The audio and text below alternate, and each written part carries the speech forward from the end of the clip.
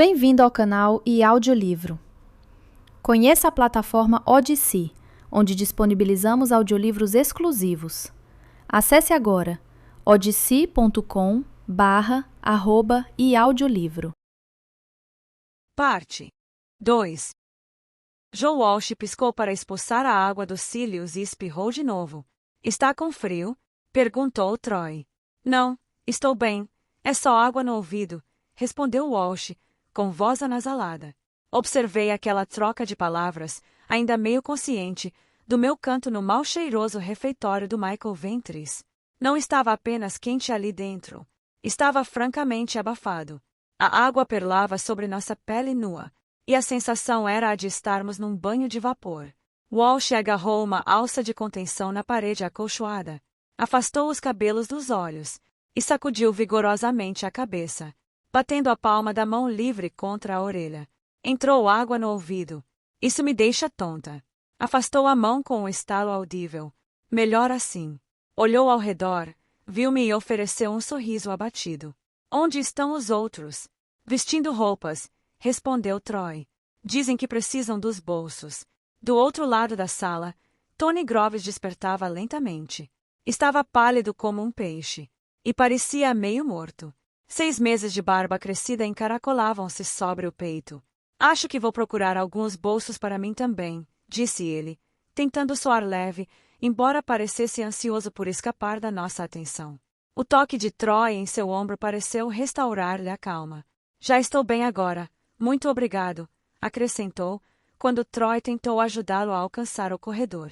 Hoje em dia, circular nu não constitui motivo de escândalo, naturalmente. Embora, para humanos sem pelos e obcecados por ferramentas, roupas sejam mais que convenção. São uma necessidade prática. Sem dúvida, quanto mais tempo Troy vivesse na água, menos sentiria falta delas.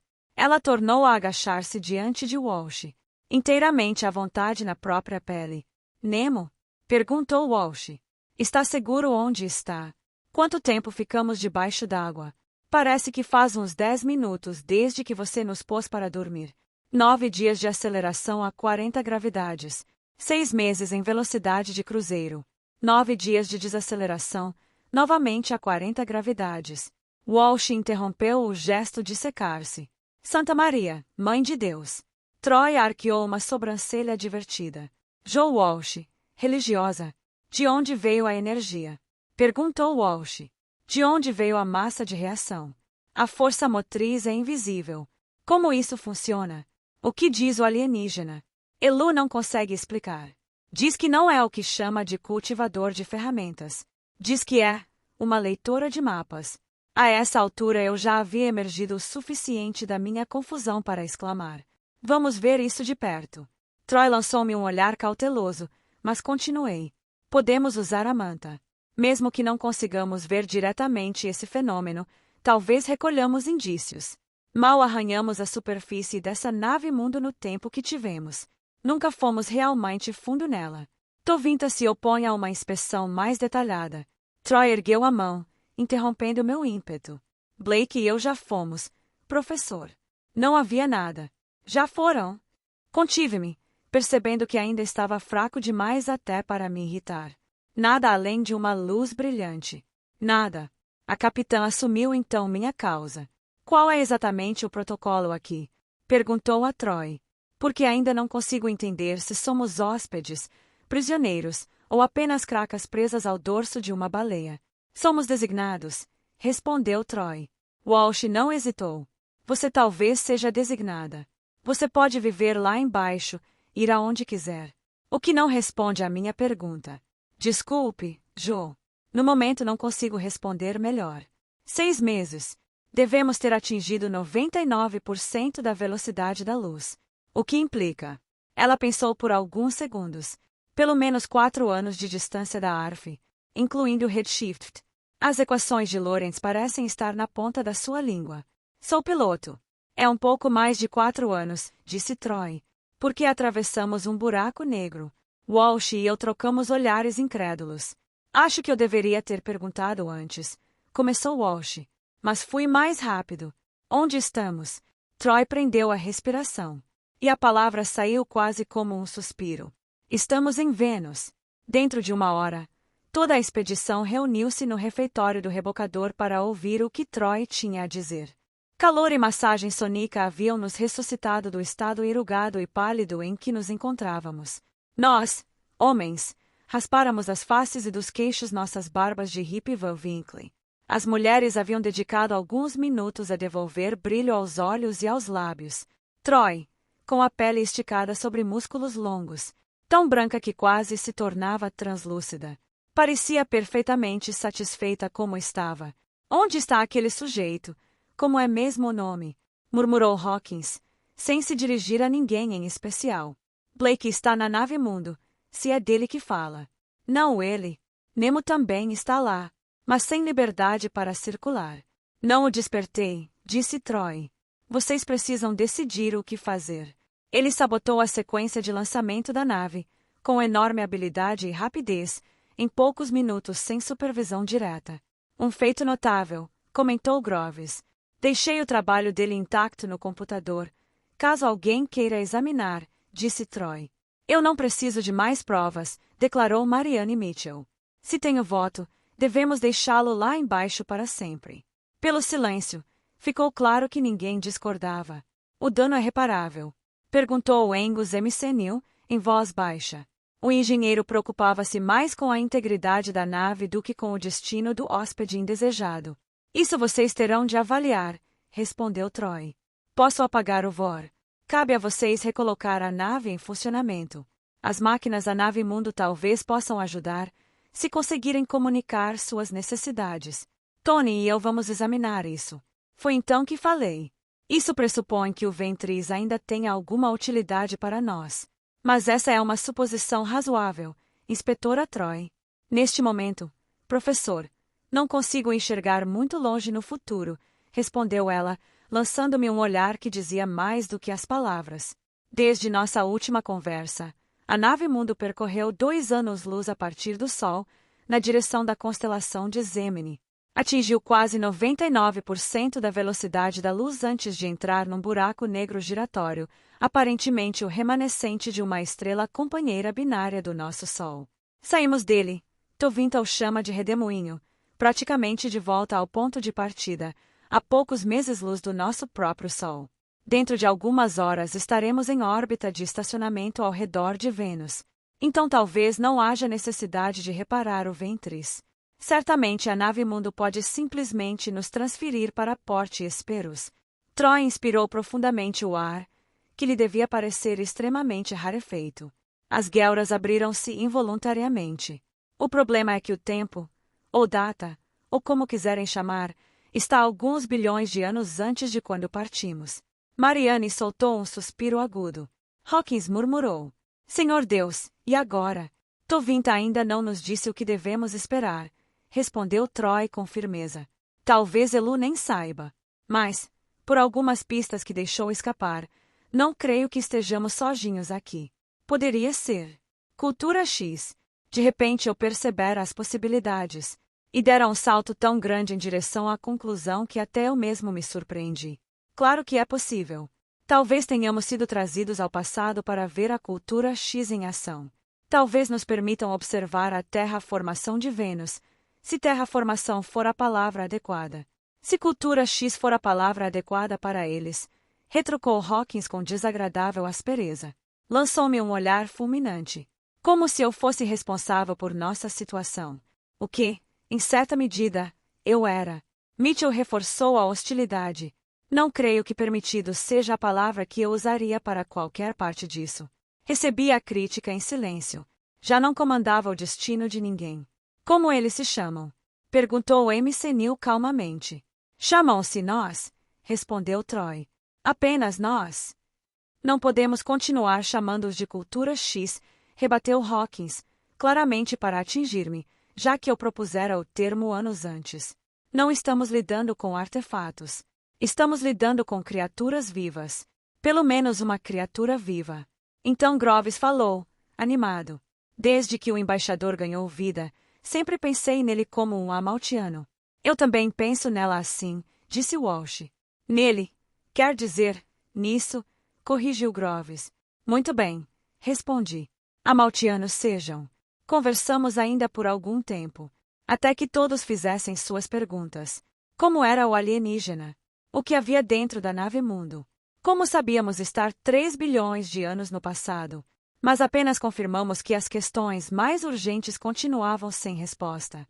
Pareceu-me que, apesar de surpreendentemente recuperados após a provação, meus colegas haviam perdido a rigidez orgulhosa que exibiam em Amalteia. As pequenas rivalidades e excentricidades do ego surgidas na expedição cediam rapidamente lugar a preocupações mais íntimas. Por um lado, o alienígena claramente não tinha necessidade de nossas competências profissionais. Tovinta mantinha-nos vivos por razões próprias, ou simplesmente por indiferença. Nenhum objetivo, por mais difícil ou distante, encerraria nossa aventura quando alcançado. Apenas a morte faria isso. Já trazíamos no rosto a expressão obstinada de pioneiros de caravana avançando por território desconhecido, esperando encontrar um lugar para si, sabendo, porém, que só o reconheceriam ao chegar, se algum dia chegassem. Por fim, após uma pausa interminável, Amy Senil teve a última palavra. Agora que isso foi resolvido, o que temos para jantar? Rimos, mais por alívio do que por diversão. E o jantar não demorou.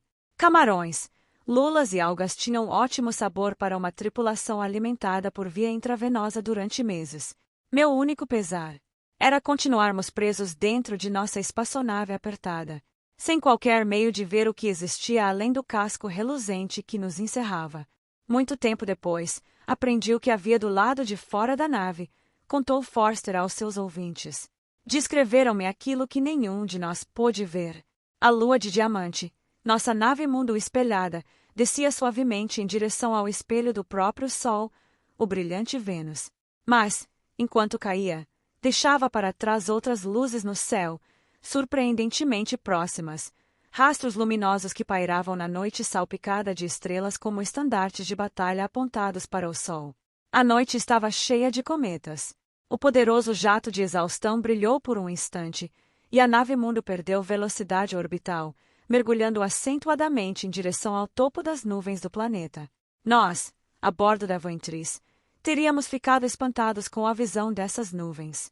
Embora fossem tão altas e densas quanto as nuvens de nossa época posterior, não tinham a coloração amarelo enxofre de fumaça industrial, mas sim o azul brilhante, de contornos metálicos, do vapor d'água. A nave mundo, com seus 30 quilômetros de comprimento, afundou nelas, diminuindo lentamente de tamanho e brilho em relação ao disco do planeta, até ser finalmente engolida pela névoa. Verde, 1000 tonalidades de verde, o verde de folhas rígidas e brilhantes, o verde de frondes de samambaias delicadas, adornadas de umidade, o verde texturizado que reluzia opacamente, pendendo como brocados verdes pelas faces de penhascos vermelho-negros. 1 milhão de anos, e mais, de ventos constantes e chuvas incessantes haviam esculpido aqueles penhascos basálticos em recortes afiados como lâminas, elevando-se 1000 metros acima do surf implacável de um mar cinza esverdeado em ebulição. O céu enevoado estava negro de criaturas semelhantes a aves em turbilhão, como respingos de tinta sobre papel branco espesso. Os topos dos penhascos estavam manchados de branco calcário onde elas faziam seus ninhos. Recifes circundavam a costa, nas enseada ao pé dos penhascos, margeando praias de areia vermelho-dourada. Árvores flexíveis semelhantes a coqueiros curvavam-se suavemente sob o peso do vento quente. Os penhascos estendiam-se para leste e oeste por centenas de quilômetros. Cachoeiras brancas despencavam deles para o mar raso e verde, misturando-se à chuva e caindo sobre águas em constante ebulição, agitadas por espuma. Os oceanos de Vênus, com quase 100 graus centígrados na superfície, estavam à beira da fervura.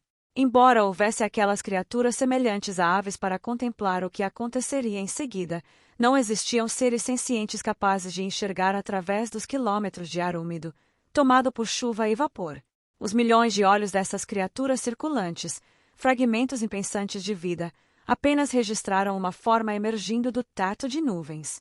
Um imenso escudo de diamante, um espelho convexo perfeito refletindo um mundo verde de cristas de ondas e topos de penhascos, vegetação molhada e recifes curvos, e dezenas de milhares de marcas negras cruzando o céu branco, gritando, circulando os penhascos e raspando as ondas fumegantes. A imensa aparição rompeu trovejando o ventre das nuvens e pousou fervilhando no mar sobre colunas de chama brilhante. Colunas correspondentes de vapor rugidor ergueram-se para ocultá-la, antes de serem dissipadas pelo vento. A arrebentação verde espumante chocou-se contra a muralha espelhada, um redemoinho sugador girou em torno de seus flancos enquanto ela afundava até parar, rangendo. Afundara até onde podia. Com 30 quilômetros em seu eixo maior, e pouco menos mesmo deitada de lado como agora estava, a nave Mundo repousara em uma das fossas mais profundas dos oceanos de Vênus, que em nenhum ponto ultrapassavam 2 quilômetros de profundidade. A pele brilhante da gigantesca nave elevava-se para fora d'água como um enorme balanço em consola, curvando-se para cima até alcançar as nuvens da baixa atmosfera, superando amplamente a altura dos penhascos mais próximos. A chuva escorria por seus flancos e despencava em véus para as águas sombreadas abaixo. Mares quentes e primordiais avançavam em fileiras contínuas de espuma ao seu redor, fluindo em direção à costa revolta. Forster interrompeu sua narração. Enquanto isso, nas profundezas do interior da nave Mundo, retomou pouco depois, outros acontecimentos igualmente grandiosos se desenrolavam, ocultos de nós. Parece que alguma coisa está acontecendo lá em cima, disse Blake, e suas palavras ecoaram pelas águas da abóbada do templo. Sparta, nadando até a ponte deserta atrás dele, seguiu-lhe o olhar. Na superfície intrincada da abóbada, o mapa estelar havia desaparecido. Agrupamentos de luz se condensavam. Ao contrário dos lívidos espetáculos celestes que ela vira antes, aqueles agrupamentos eram multicoloridos, quase quentes, pulsando em tons neon como as criaturas vivas que habitavam as águas internas. Como se respondesse ao pensamento dela, a água da ponte subitamente estremeceu e se encheu de cores em 3 dimensões. Criaturas que durante 6 meses haviam derivado sem rumo pelos espaços aquáticos da nave, permitindo até ser capturadas e comidas, agora se viam tomadas por uma atividade frenética, porém coordenada. Esquadrões de lulas e cardumes de peixes lampejaram em azul e laranja, afastando-se em formações cerradas, dispersando-se como organismos únicos para a direita e esquerda, para cima e para baixo. Nuvens de plâncton luminoso e águas vivas ruborizadas pulsavam em abstrações aquáticas intrincadas.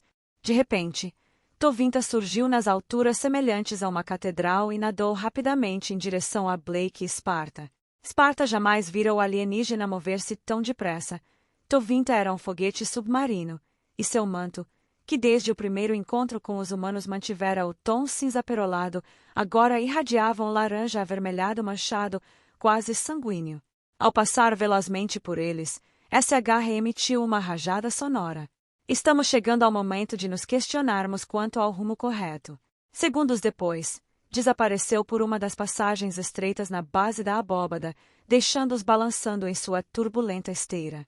Blake arregalou os olhos para Sparta. Nós! Neste caso, talvez nós queira dizer eles, respondeu ela. Acima deles, na superfície da abóbada, os agrupamentos multicoloridos haviam adquirido tons agressivos, formando um círculo contínuo abaixo do anel que representava a linha d'água exterior. É melhor descobrirmos o que está acontecendo. Eles nadaram por um caminho sinuoso através do labirinto de corredores da nave Mundo, alcançando o nível do mar externo e descendo ainda mais. Sparta liderava a perseguição. Estavam muito atrás do alienígena veloz, mas o aroma de Tovinta permanecia na água, formando uma trilha que ela seguia com facilidade. Era um longo percurso até a eclusa mais próxima. Quando chegaram, sua grande cúpula já se abria para o mar exterior. Ao depararem com a cena, os 2 humanos pararam, mantendo-se nas sombras, imóveis a 100 metros atrás de Tovinta. O que viram os deixou maravilhados. Centralizado na abertura, o alienígena aparecia em silhueta contra a água verde. Nuvens de animais menores giravam ao redor dele, como vagalumes cintilantes, lançando-se nervosamente de um lado para o outro em formação ansiosa. Do lado de fora da nave, de muito acima, onde a superfície do mar venusiano fervia e borbulhava, uma luz verde manchada filtrava-se pelas águas claras e frias abaixo das ondas, iluminando uma horda de criaturas marinhas tentaculares, algumas menores que Tovinta, outras enormemente maiores, maiores do que os gigantescos lulas da terra, do tamanho de pequenas baleias. mas todas seguindo o mesmo plano básico. Capuzadas, com guelras, olhos brilhantes, múltiplos braços, corpo hidrodinâmico. Cores giravam incessantemente pelo manto de seus corpos, matizes ricas de rosa e púrpura, luminosas por bioluminescência. Padrões surgiam e se dissolviam, provocando o olhar a imaginar imagens coerentes que desapareciam rápido demais para serem identificadas, se é que eram imagens de fato. Seus grupos de tentáculos enrolavam-se e desenrolavam-se em algum enigmático balé. Todos pareciam emitir sons ao mesmo tempo. Um coral de trovões de órgão tubular e glissandos de sinos fez as águas ressoarem, tão alto que Esparta podia visualizar as ondas estacionárias da harmonia projetadas como sombras ondulantes no fundo arenoso do oceano abaixo. Achei que conhecia o idioma, disse Blake, expelindo bolhas do peito, mas estou perdendo a maior parte disso. Ao ouvir suas palavras, a sinfonia alienígena cessou abruptamente. Cada olho amarelo fendido na multidão girou em sua carne capuzada para mirar Blake e Esparta. A explosão verbal de Blake havia revelado a presença deles à horda alienígena. Os mantos escureceram, do vermelho para o púrpura profundo. Em uníssono, exigiram. Quem são estes? Tovinta respondeu. Convidados, vieram compartilhar de nosso conselho. Instantaneamente, o coro reiniciou, mais alto, novamente incompreensível aos convidados. Esparta, com mais prática no idioma do que Blake, captou algumas palavras além de substantivos e verbos comuns. Nós viemos, nós fazemos, nós somos. Termos como coordenadas, alternâncias, interferência, forma de onda, colapso, frustração, violação, probabilidade. A boca de Blake formou uma bolha. Ellen! Ela ergueu um dedo aos lábios para silenciá-lo. Tovinta acrescentou novamente sua voz ao coro. Dessa vez, SH estava tão incompreensível quanto os demais, e tão alto quanto qualquer um deles. Por mais harmonioso que o barulho parecesse, um poderoso subcorrente de conflito era inconfundível.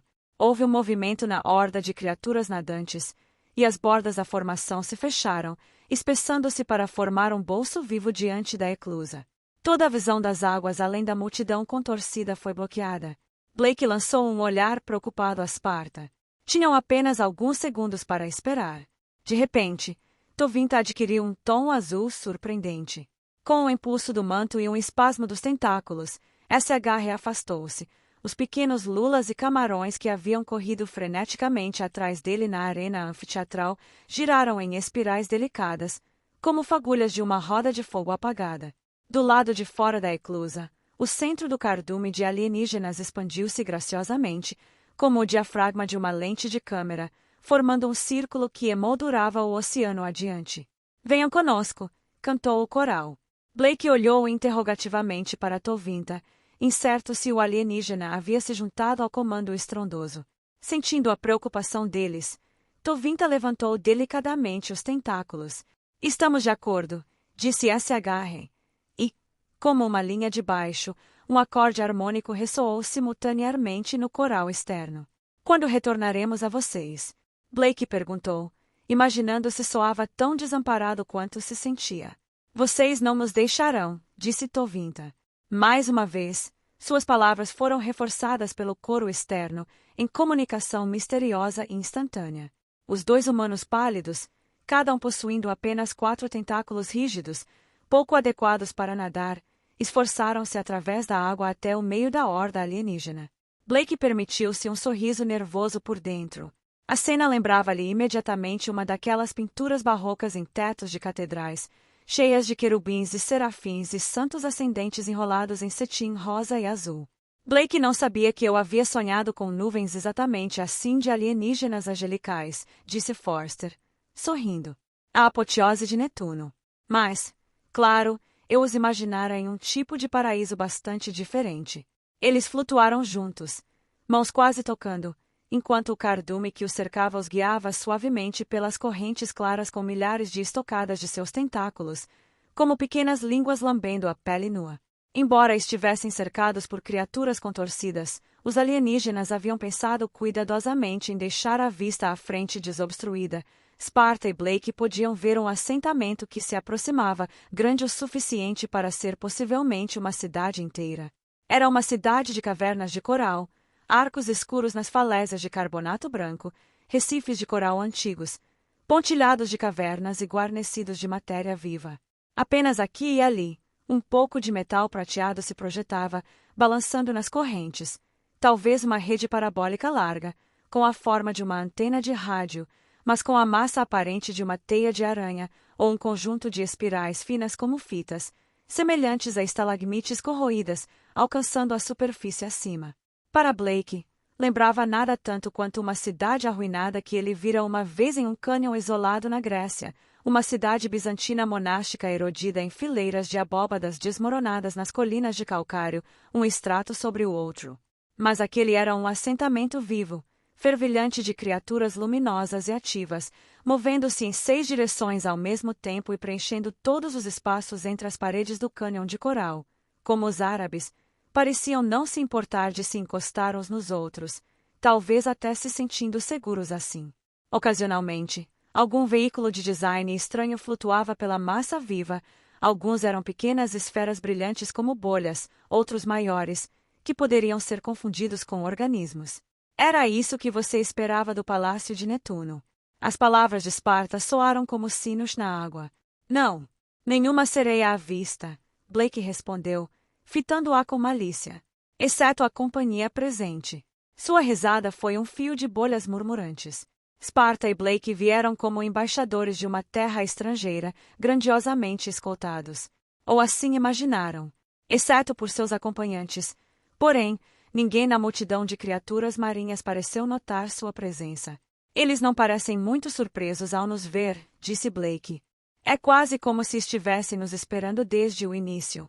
Talvez pensem que entendemos mais do que realmente entendemos. Ela encheu os pulmões com o ar emprestado e bradou, dirigindo-se a ninguém em particular. Digam-nos o que estamos vendo. Descrevam a função dessas estruturas, dessas máquinas. Fez-se um breve silêncio, como se os alienígenas novamente se surpreendessem ao ouvir os humanos falar. Então, em uma só voz, disseram: "O que vocês percebem é real." Blake e Esparta esperaram, mas aquilo foi tudo o que disseram antes de retomarem seu cântico sem palavras. Claramente não haviam compreendido a pergunta de Esparta, ou não como ela pretendia. Ou talvez simplesmente não desejassem se dar ao trabalho de responder. Pois, em vez de conduzir os humanos a algum grande salão ou câmara, atravessaram a cidade alienígena e seguiram além, rumo às águas vazias. Aquilo que Esparta e Blake haviam tomado por um centro de civilização não passava de um posto avançado no caminho para o verdadeiro destino. O fundo do mar despencou. O que antes fora um solo arenoso ondulante transformou-se numa encosta sem feições, feita de rochas e lama negra, caindo abruptamente em profundezas opacas. As águas tornaram-se frias, escuras e vazias, exceto por estranhos peixes alados que, de tempos em tempos, passavam em solitárias tarefas próprias. Esparta e Blake, apesar dos impulsos constantes dados por tentáculos auxiliares, precisavam fazer esforços cada vez maiores para acompanhar o comboio alienígena. Seus peitos arfavam sob a tensão. O grupo à volta deles silenciara, exceto por uma espécie de canto grave, sem palavras.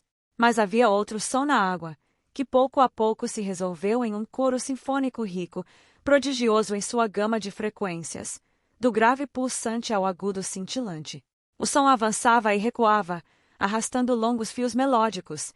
Era impossível saber se aquela dinâmica era interna ou apenas resultado do deslocamento das correntes. Sem conhecer sua origem, os humanos não tinham como saber se vinha logo além do alcance da visão ou de muito longe, do outro lado do planeta, um som distante carregado através de milhares de léguas oceânicas, como os cantos das grandes baleias da Terra. Esparta olhou para Blake, que já estava cansado demais para falar. Havia palavras naquele coro, a maioria incompreensível, mas reconhecíveis como frases. Mais de uma canção era entoada, várias linhas melódicas pareciam entrelaçar-se em resposta umas às outras. Blake estava exausto e prestes a pedir descanso quando Esparta tocou-lhe o ombro e apontou. Havia movimento nas águas à frente, uma massa contorcida e cintilante, uma esfera de vida em luta, tão densa e brilhante quanto sardinhas presas numa rede. Cada sardinha era um alienígena colorido e tentaculado. A aparição era gigantesca, uma esfera viva semelhante a um óvulo humano revestido por 1 milhão de espermatozoides cintilantes. E o comboio deles parecia uma nave de carne, prestes a pousar sobre um planeta de carne. Pouco antes do impacto, o planeta abriu-se sob eles. Estavam dentro de uma imensa esfera de água, cuja casca era formada por uma massa pulsante de vida, ressoando em canto tão intensamente quanto o interior de um sino de bronze. Durante tantas horas que Blake e Sparta perderam a noção do tempo, permaneceram cativos dentro daquela esfera de alienígenas em coro. Muito provavelmente, os próprios alienígenas ignoravam o desconforto de seus convidados. Era certo que sua percepção temporal era muito diferente da humana. Pouquíssimo parecia acontecer, apesar da constante agitação dos corpos e do canto incessante, sempre se modulando. Por algum tempo, houve uma exibição de imagens no centro da esfera aquática. Véus de cor, fios móveis de luzes coloridas correndo em todas as direções, formações de minúsculos pólipos coloridos dançando em arranjos geométricos precisos, porém totalmente sem sentido para os observadores humanos. Tudo aquilo poderia ser o equivalente alienígena de um balé aquático, de uma comédia holográfica ou de recursos visuais usados numa apresentação comercial. Por mais que tentassem prestar atenção, Blake e Sparta conseguiam compreender apenas palavras e frases dispersas da conferência que ocorria à sua volta. Aquele não era o vocabulário da cultura X como haviam aprendido, mesmo as palavras reconhecíveis soavam estranhas aos ouvidos. Por fim, Sparta desistiu de tentar compreender racionalmente. Entregou-se a um transe onírico.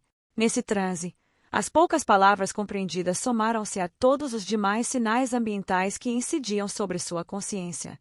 Ela não apressou esse estado. Não era apenas um cálculo, não meramente um cálculo, mas uma busca por compreensão mais profunda. Então despertou. Esperou uma pausa no fluxo e refluxo do som que vibrava a água ao redor. Depois, empurrando as palavras para fora de si com toda a energia que ainda possuía, disse: "Perdoem-nos e escutem-nos."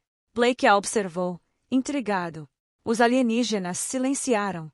Então, em voz única, cantaram: "Escutamos os convidados. Honrados anfitriões, nós somos o vosso futuro, diante do qual devem testar tudo o que fazem e decidem aqui", disse Sparta. "Não representamos ameaça para vocês. Não podemos ameaçá-los, mas precisam ajudar-nos a compreender. Só assim poderemos ajudá-los a compreender."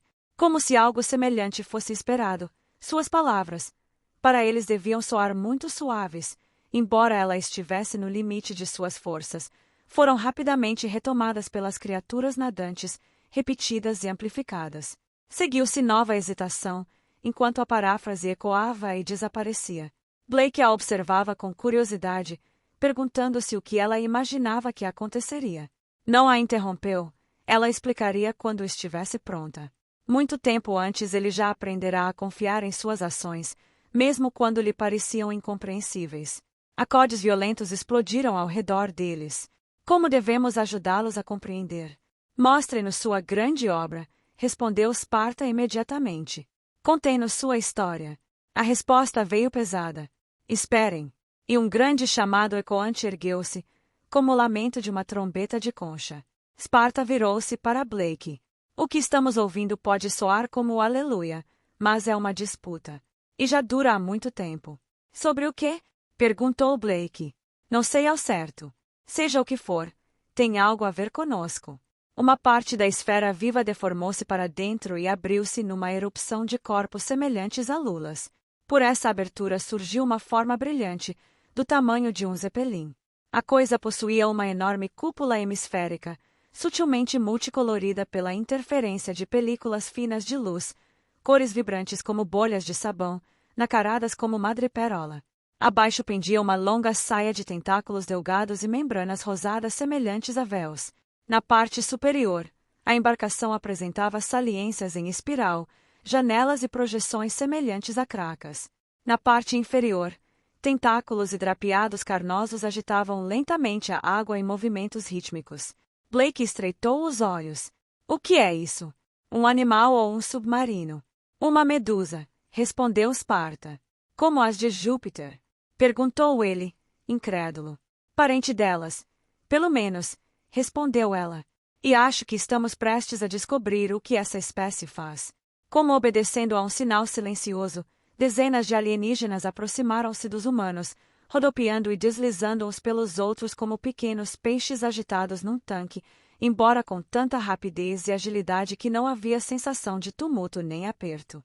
Os humanos foram habilmente conduzidos para baixo da medusa, em direção ao centro, onde, numa água viva-viva, estariam a boca e o estômago. Não foram devorados, porém, os alienígenas guiaram seus convidados para o interior da embarcação, incentivando-os com milhares de leves toques de tentáculos plumosos. Era como estar sob o abraço suave de um único organismo gigantesco, amorfo e delicadamente luminoso. Gostaria que nos dessem tempo para observar, protestou Blake. Parece familiar, disse Sparta. Como a nave Mundo. Encontravam-se em um labirinto de anteparos transparentes e passagens sinuosas, preenchidas por formas orgânicas que se contorciam, vivas ou talvez não.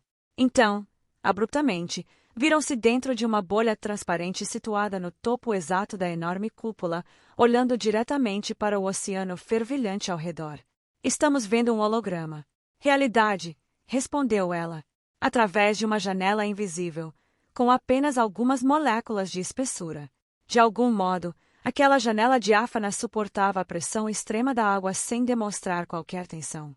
Dentro da câmara transparente havia com eles 2 ou 3 dezenas de criaturas semelhantes a lulas, algumas minúsculas e elegantes, cintilando em azul vivo e laranja, outras muito maiores, massas verdes e acobreadas, preenchendo o espaço aquático com sons multifônicos, todas falando ao mesmo tempo. Tudo o que vem, exceto o oceano salino em equilíbrio, fomos nós que trouxemos para cá. Agora observem quão habilmente trabalhamos para cumprir o mandato. Blake e Sparta trocaram um olhar confuso. A medusa começou a mover-se. Olhando para os lados e para trás, podiam ver os grandes véus traseiros subindo e descendo, impulsionando a embarcação em um deslizamento suave. A gigantesca esfera de criaturas vivas que os cercava abriu-se e fechou-se atrás deles como se os expulsasse, e logo sua embarcação flexível avançava velozmente por águas bentonicas sem feições. Das profundezas escuras abaixo surgiu um vasto recife-barreira. Sem ruído, o veículo penetrou no que parecia uma autoestrada congestionada para peixes, uma passagem entre paredes de esqueletos coralinos esbranquiçados, recobertos por coral vivo e centenas de espécies de ouriços do mar e estrelas do mar em tons escarlates e rosados. Camarões dançavam ágeis entre anêmonas. Caranguejos tropeçavam freneticamente atrás de migalhas flutuantes. A água entre as paredes estava espessa de cardumes de peixes listrados e reluzentes. Sem esforço, a embarcação girava e torcia entre eles, acompanhando as curvas aleatórias do corredor. Observem, cantaram as criaturas ao redor. A harmonia de miríades de seres é gloriosamente perfeita. A vida baseada em carbono surge do fundo marinho e flutua nas águas. Acima de nós, a vida baseada em carbono cobre a superfície terrestre e ganha os céus. A delicada rede está completa, os elementos encontram-se em equilíbrio dinâmico. Entraram em uma lagoa aberta. Frotas de águas vivas reais pulsavam acima deles. O fundo desaparecia em profundezas azul escuras. As criaturas que se alimentam de luz nas águas rasas morrem e afundam até o fundo do oceano, levando consigo seu carbono. As criaturas que se alimentam de luz na superfície terrestre morrem e se decompõem, acrescentando seu carbono ao solo. Todas as inúmeras formas de vida alimentam-se dessas criaturas luminosas e umas das outras. Assim, tudo existe em harmonia complexa, um modelo do lugar de origem. O canto era um hino, claramente ensaiado muitas vezes, sem qualquer espontaneidade. Estes mares são belíssimos, cheios de vida, disse Sparta, forçando do peito os sons adequados de estalos e graves, enquanto tentava sorrir de maneira agradável, perguntando-se ao mesmo tempo que impressão um sorriso causaria neles. Ao perceber o gesto, Blake compreendeu a intenção e juntou-se a ela com um zumbido sonoro quando acrescentou: "Vocês fizeram um excelente trabalho." Mas, enquanto observava aquelas águas verde-azuladas, tão claras quanto os mares tropicais da Terra, Sparta sabia que eram menos ricas em nutrientes do que um oceano frio, nebuloso e carregado de plâncton. E aquelas eram latitudes elevadas do planeta. Talvez os mares de Vênus não fossem tão abundantes em vida quanto seus anfitriões desejavam. Como se respondesse a seus pensamentos não expressos, a embarcação subitamente ergueu-se. Bolhas e águas vivas escorreram sobre a cúpula invisível, sobre o hemisfério nacarado. Então romperam a superfície. Uau! Blake não conseguiu esconder o espanto. Água escorreu da cúpula. As ondas agitadas ficaram abaixo. Moviam-se agora através de nuvens espessas, aderentes como algodão cinzento molhado. Mesmo submersos nas águas internas do veículo, conseguiam sentir a aceleração. Sparta fitou as nuvens e refletiu sobre o que realmente estava em jogo. Nem todos do contingente local pareciam satisfeitos com a chegada da nave Mundo, nem com a presença dela e de Blake. Ainda assim, nenhum alienígena demonstrara surpresa. Na grande convocação, quando fizera seu breve discurso, honrados anfitriões, nós somos o vosso futuro, parecerá-lhe estar desempenhando um papel escrito para ela muito, muito tempo antes. Naquele momento soubera, sem dúvida, ela e Blake eram esperados. Designados. Seriam? Mas talvez um designado equivalesse apenas a um inspetor hidráulico. Blake tivera pensamento semelhante. Você também tem a sensação de que acham que estamos aqui para fiscalizar esse tal mandato. Eles falaram em modelo do lugar de origem. Como se isso fosse o padrão. Aposto que é o mundo natal deles. Estão tentando reproduzi-lo aqui. O mesmo que tentamos fazer com Mars. No nosso tempo.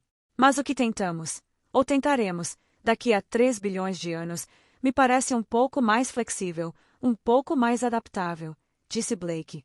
Ou estou sendo chauvinista outra vez? Ainda é cedo para julgar. Vimos pouco. Já sabemos que gostam de seguir o manual. Ou de agir por consenso, pelo menos. Então seus guias disseram, enchendo a água à volta com uma ansiedade insistente. Estamos ansiosos para responder às suas perguntas. Lembravam-lhes, afinal, que não era muito educado falar uma língua estrangeira diante dos anfitriões. Blake tomou a iniciativa. Temos muitas perguntas. Queremos que expliquem a construção de sua embarcação. Mais uma vez Forster interrompeu sua narrativa, deixando os ouvintes em expectativa enquanto bebiam um gole de seu copo morno. Por um instante, seus pensamentos pareciam muito distantes da biblioteca austera da casa às margens do Hudson River. Nas sombras vacilantes lançadas pelo fogo que se apagava, sua expressão tornou-se indecifrável. Retomando o relato, disse. Redfield recebeu uma resposta muito mais completa do que esperava. Tudo o que ele e Troy perguntaram foi respondido. Isso formaria a base de todo o conhecimento que consegui reunir e preservar acerca dos seres que escolhemos chamar de Amaltianos. A nave Mundo erguia-se acima das ondas, mais alta que a montanha mais elevada de Vênus, penetrando 1/4 do caminho nas espessas nuvens do planeta. Na Terra, teria ultrapassado a estratosfera. Muito acima na lateral daquela massa colossal oculta pelas nuvens, a grande eclusa de pressão que abrigava a Michael Ventris permanecia aberta sob a chuva impetuosa. No convés de voo, Amy Senil trabalhava com um capacete e luvas de realidade artificial, procurando danos na tubulação de combustível e refrigeração do motor número 2. O sistema de realidade aumentada permitia que ele rastejasse por tubos e válvulas como uma formiga, mergulhado em sensações visuais, auditivas, olfativas e táteis extremamente convincentes, enquanto avançava entre pistões e rotores de bombas, espremia-se por bicos injetores e escalava a superfície corroída da câmara de combustão. Tudo isso sem jamais sair da poltrona do engenheiro. Mas, embora seus sentidos lhe dissessem que não era maior do que uma formiga, exigia-se dele uma percepção muito mais rigorosa. A concentração necessária para o trabalho era extenuante. Após 2 horas examinando a estrutura em escala milimétrica, ainda não encontrara nenhum dano grave, mas havia inspecionado menos da metade da área afetada pela falha, e ainda lhe restava um longo caminho. Eu o observava trabalhar enquanto preenchia arquivo após arquivo do meu diário, ocasionalmente desejando possuir as habilidades necessárias para aliviar parte do fardo de Amy Senil. Walsh subiu ao convés no momento em que Amy Senil retirava o capacete e as luvas. Quer que eu assuma? Ofereceu ela. Só preciso descansar os olhos. Ele inclinou-se para a frente para olhar pelas amplas janelas do convés de voo, piscando diante do círculo de céu com 1 quilômetro de diâmetro do lado de fora. A direção da gravidade do planeta colocava a grande cúpula em um ângulo lateral em relação ao nosso rebocador. Ainda assim, O piso permanecia perfeitamente nivelado. As escotilhas da Michael Ventris estavam abertas. A atmosfera daquela Vênus, 3 bilhões de anos mais jovem do que aquela que conhecêramos tão bem, era de fato respirável, talvez um pouco rica em oxigênio, mas isso compensava agradavelmente nossa altitude atual, e o vento quente e espesso vinha carregado de matéria orgânica, o odor das selvas e dos mares muito abaixo, e da vida microbiana que habitava as próprias nuvens. Muito atencioso da parte dos alienígenas abrir a porta para nós, comentou Amy Senil, observando as nuvens em movimento. Gostaria de saber por quê. É bom saber que não fomos esquecidos, disse Walsh. Como vai o diagnóstico? Ainda tenho bastante chão pela frente, mas o hardware parece em ordem. Parece que desligamos a tempo de evitar que algo queimasse. E Tony diz que já limpou todo o software. Amy Senil passou a mão cansadamente pela cabeça e recostou-se novamente na poltrona. Ergueu os olhos para Walsh. A Ventris voltou a funcionar, ou vai voltar em breve. Temos à disposição um pequeno e robusto rebocador de Júpiter. Ela compreendeu o pensamento não dito tão facilmente quanto eu. De que isso nos serve? Para onde iremos agora? Enquanto ponderávamos essas questões, os acontecimentos que determinariam nosso futuro já estavam em curso, sem nossa participação, e até sem nosso conhecimento. Sparta e Blake eram levados rapidamente para o alto pela enorme medusa. Após muitos minutos atravessando uma vastidão cinzenta em movimento, os topos iluminados das nuvens de Vênus surgiram à vista, uma planície brilhante abaixo deles, e os últimos véus de vapor desapareceram da janela. Acima, estendia-se o veludo profundo do espaço estrelado. Os alienígenas fizeram uma pausa. Apenas sua música sem palavras continuou, agora impregnada de melancolia. Quando a voz coral voltou a preencher as águas do veículo, soava mais fraca, e muitas criaturas se abstinham de participar. Isto é o que frustra nossos esforços, cantaram os que permaneciam. E não havia dúvida quanto ao significado. Sem filtros eletrônicos, sem ampliação óptica, sem pixels intermediando a visão em qualquer tela, Blake e Sparta depararam-se diretamente com o céu noturno repleto de cometas enevoados. A nave alienígena continuou subindo até pairar muito acima dos topos das nuvens. Vocês já foram atingidos por objetos como esses? Perguntou Blake, soprando as frases na água densamente ocupada. Observava, através dos corpos em movimento, os cometas que povoavam o céu, aparentemente ampliados pela cúpula transparente. Repetidas vezes, ao longo do último 1.000.000 de ciclos solares, responderam os alienígenas. Incontáveis objetos menores do que os que agora estão mais próximos de nós, e muitos maiores. Enquanto falavam, a medusa parecia atingir o ápice de sua trajetória e começou a cair suavemente de volta em direção às nuvens. Mas esses impactos não destruíram o trabalho de vocês, disse Sparta, nem exterminaram a vida que semearam e cultivaram. Por um momento não houve resposta. Blake e Sparta ouviram, atentos, rajadas agudas de som cruzando a câmara aquática de um lado para o outro, algum tipo de debate interno. Lá fora, as nuvens subiam em sua direção cada vez mais rápido. Blake lançou um último olhar para os milhares de caudas cometárias pálidas espalhadas entre as estrelas. Parece bem provável que 2 ou 3 dessas bolas de bilhar atinjam diretamente o planeta, disse a Sparta. Se estiverem chegando com velocidades típicas de Delta-V, 30 ou 40 km por segundo, a primeira pode atingir em 1 ou 2 dias. E então, poucas pessoas possuíam conhecimento tão enciclopédico sobre explosões quanto Blake, como produzi-las e quais seriam seus efeitos. Explodir coisas era seu hobby, talvez seu vício. Depende da massa. Se forem típicos, digamos 10 a 20 km de diâmetro, com densidade semelhante à da água. Ele pensou por um instante. Uma explosão da ordem de 1.000 milhões de megatons. Os olhos dela se arregalaram. Enorme, então. Ele assentiu, entusiasmado com o comentário silencioso dela. Uma cratera de talvez 200 quilômetros de diâmetro. 1.000 milhões de toneladas de rocha derretida e vapor lançadas na atmosfera. Maremotos ao redor de todo o planeta, repetidamente, até a perturbação finalmente se dissipar. E a vida? Suas palavras quase se perderam na água. Ele deu de ombros.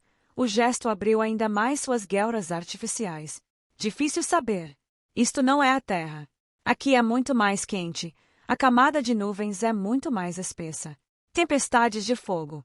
O que antigamente chamavam de inverno nuclear. Duvido. Há água demais lá fora. Sparta disse. A nave mundo poderia rolar como um ovo. Sim, mas ela não é uma nave comum. Os guinchos agudos e assobios da discussão furiosa ao redor cessaram. Quando os alienígenas voltaram a falar nas frases mais lentas e graves que os humanos conseguiam compreender, ficou evidente que apenas metade das criaturas da Câmara participava do coro. No passado houve destruição, mas a grande teia da vida permaneceu intacta. Acompanhava esse canto uma nota grave dissonante, sustentada. A ameaça não vem dos impactos. Então vem de quê? Perguntou Blake. Da água. Água. Nesse instante a medusa mergulhou novamente nas nuvens. A luz solar desapareceu, e a sala de observação pareceu contrair-se e escurecer. Multidões de gotas de chuva escorriam lentamente pela parte externa da janela. A enorme espessura de nuvens que agora cobre este planeta não existia quando chegamos. Em vez disso, encontramos um mundo salino como aquele que nos fora designado. Um mundo de céus claros e mares salinos cintilantes.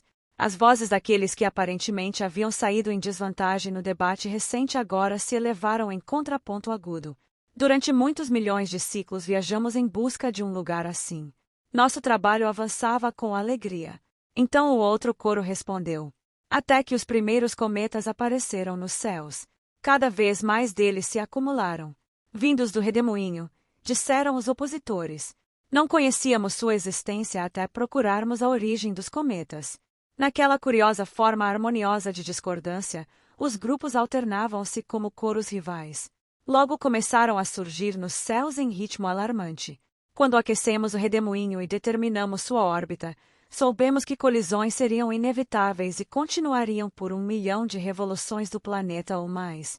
Cada cometa traz 1.000 milhões de toneladas de vapor d'água para a atmosfera deste planeta. A concentração de vapor d'água próxima à superfície já ultrapassa 20 partes em 100. A condensação está aquecendo rapidamente a atmosfera. A água agora sobe tão alto que, ao evaporar, dissocia-se em oxigênio e hidrogênio, e o hidrogênio escapa para o espaço. Blake soprou palavras para Sparta.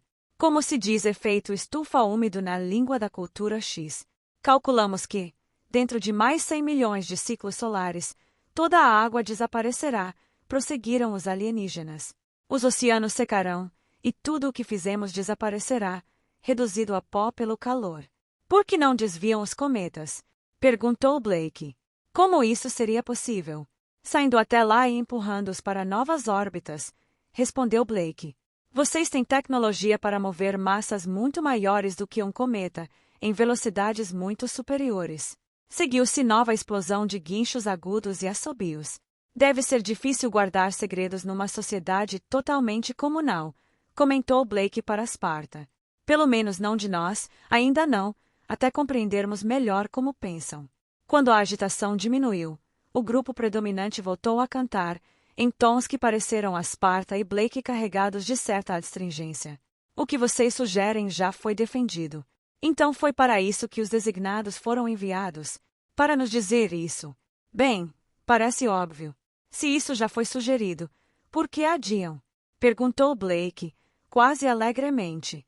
Embarcações deste tipo são incapazes de viajar para longe do planeta, veio a resposta rápida. Apenas a nave em que vocês chegaram é capaz de jornadas distantes.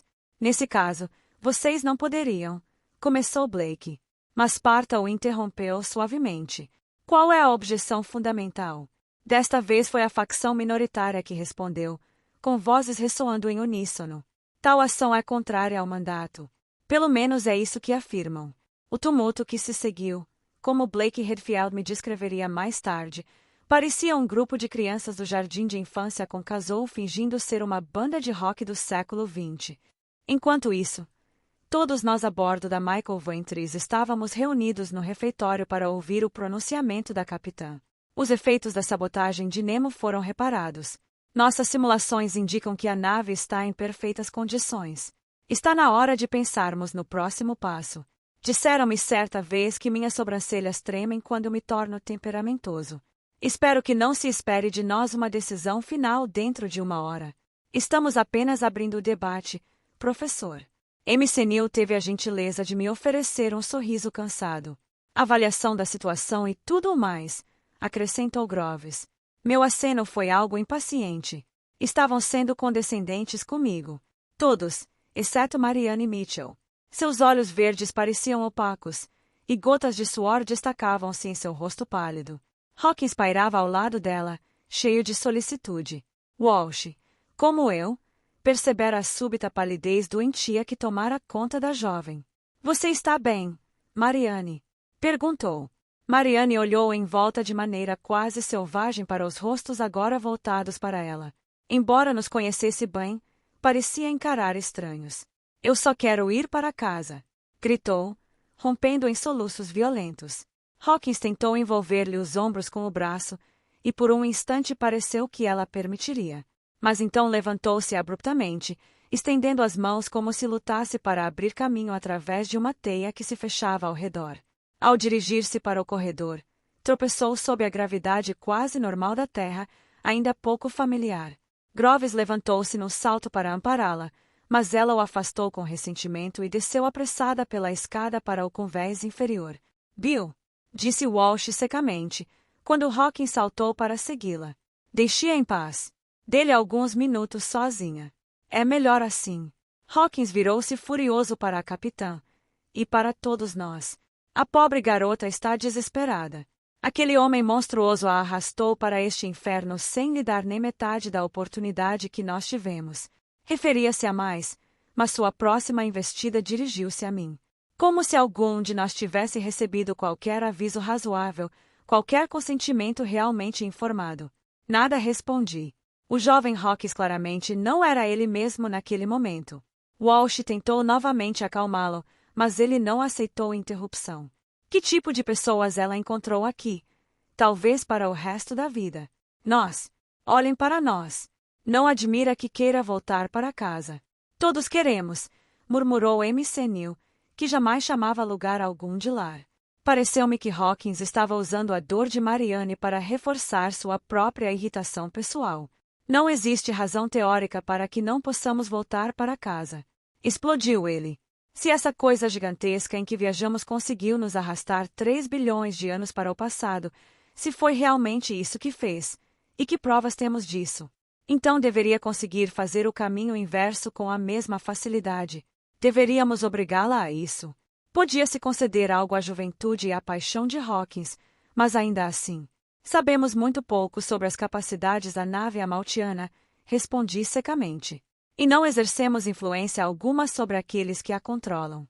Troy e Redfield parecem bastante íntimos dos poderes estabelecidos, rebateu Hawkins. Suas mãos grandes foram aos lados do corpo, quase inconscientemente tocando as costelas, onde já havíamos visto as fendas vermelhas de suas guelras artificiais. Ela mudou a si mesma para tornar-se semelhante a eles. E Redfield deve ter permitido transformar-se para ficar como ela. Eles pouco se importam conosco, se é que se importam. Olhe, Bill, ninguém culpa você pelo que sente, disse Groves. Desde o começo Blake nunca se tornou acessível da maneira. Hawkins soltou aquela risada desagradável que começava a se tornar habitual. Eles escolheram ficar lá embaixo. Deixaram claro que preferem viver na água. Pelo visto, nem querem mais ser humanos. Faça um favor a todos nós, Hawkins, e pare de interromper cada pessoa que fala com você, disse McNeil com dureza, deslocando sua massa muscular na cadeira. Por acaso, tenho uma dívida profunda com a inspetora Troy. Não é segredo. Conto a história, se insistir, de que, se não fosse por ela, provavelmente eu estaria preso neste momento. Aconteceu aqui mesmo em Vênus. E, falando por mim, certamente não me sinto abandonado por ela. Meu apoio saiu em forma de rosnado. Troy salvou minha vida, como todos sabem. Para mim, não existe dúvida alguma quanto à humanidade dela, nem quanto à de Redfield. Ah, no entanto, poupe-me, por favor. Hawkins levantou-se dramaticamente, rebelando-se como um adolescente diante de nossa tentativa de impor disciplina. Vou ver Marianne. McNeil levantou-se num instante, bloqueando a escotilha do corredor. Pare de atormentar a pobre garota por 2 minutos. Eu certamente. Sente-se. O maxilar de Hawkins trabalhou em silêncio por um instante antes que ele obedecesse. MC Neil observou impassível antes de voltar a sentar-se. Então assentiu para mim. O senhor estava dizendo, professor? Mamãe. Minhas sobrancelhas devem ter feito ginástica, mas por fim recuperei a compostura. Muito bem. Antes de tudo, fique claro que não reivindico mais liderança alguma. Certamente nossa missão já cumpriu quaisquer objetivos que eu lhe atribuí há muito tempo. Fiz uma pausa. Mas direi isto. Apesar de todo o nosso trabalho, sabemos muito pouco sobre esses amaltianos. Ainda assim, ainda dispomos de alguns meios para continuar nossa exploração. Por exemplo, o submarino. A manta? Perguntou o MC Neil. E de que isso nos serve? Endireitei-me tanto quanto me era possível. Durante a maior parte dos últimos 6 meses, supondo que tudo o que ouvimos seja verdadeiro, estivemos vivendo numa espécie de animação suspensa. E, por necessidade, durante nossos poucos dias de consciência permanecemos numa atitude essencialmente reativa. Reagimos aos acontecimentos em Júpiter, reagimos à oportunidade de deixar a nave-mundo, reagimos ao fracasso dessa tentativa e, mais recentemente, reagimos reparando nossa frágil e possivelmente inútil nave planetária. O que não fizemos foi planejar ou tomar iniciativa. Nem sequer dedicamos tempo para pensar. Então vamos pensar, disse Groves novamente, embora seu entusiasmo e bom humor soassem estranhamente melancólicos. Mais do que pensar, vamos explorar. Quem sabe até descobramos como operar esta nave-mundo por conta própria. Ou pelo menos aprender como persuadir aqueles que a controlam a nos levar de volta de onde viemos, disse MC Neil, com um sorriso resignado. E se Troy e Redfield tentarem nos impedir? Naturalmente, fora Hawkins quem perguntara. Por que fariam isso? Retrucou MC Neil, surpreso. Antes que Hawkins iniciasse outra diatribe, tomei a palavra. Estou com o Sr. Groves. Devemos inaugurar uma nova exploração da nave-mundo. E também observar o exterior, se isso for viável. Além disso, investigar a própria natureza dos amaltianos. Foster interrompeu-se para observar o comandante alimentar o fogo. Ele o fazia de maneira quase obsessiva, remexendo as brasas, fitando-as como se buscasse nelas respostas para perguntas difíceis demais de formular, importantes demais para serem ignoradas. Houve um breve clarão alaranjado, que por um instante eclipsou a visão tênue dos múltiplos cometas enevoados além das altas janelas da biblioteca.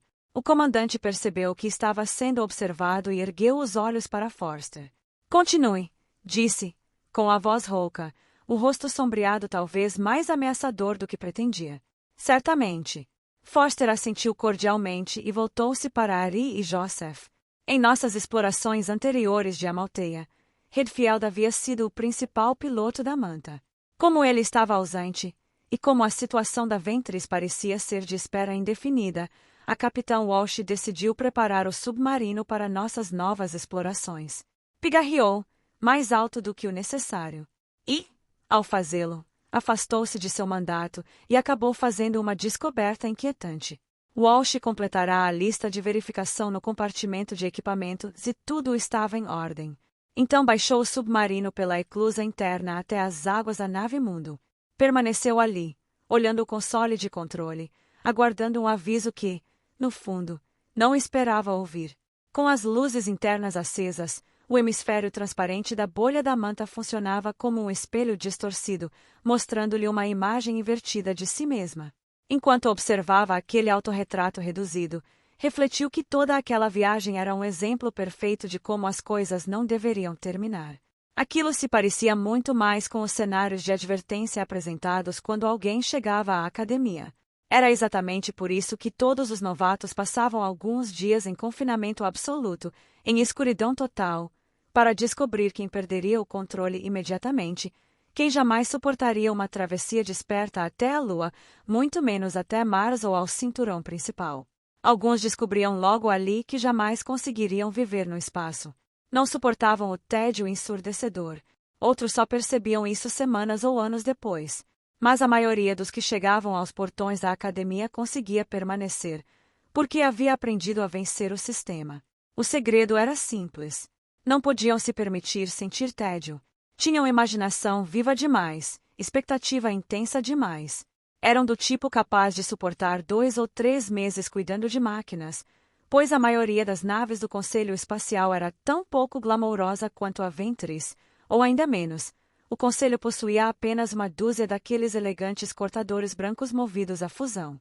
Desde que, em troca, recebessem uma semana de ação em algum posto remoto do Sistema Solar.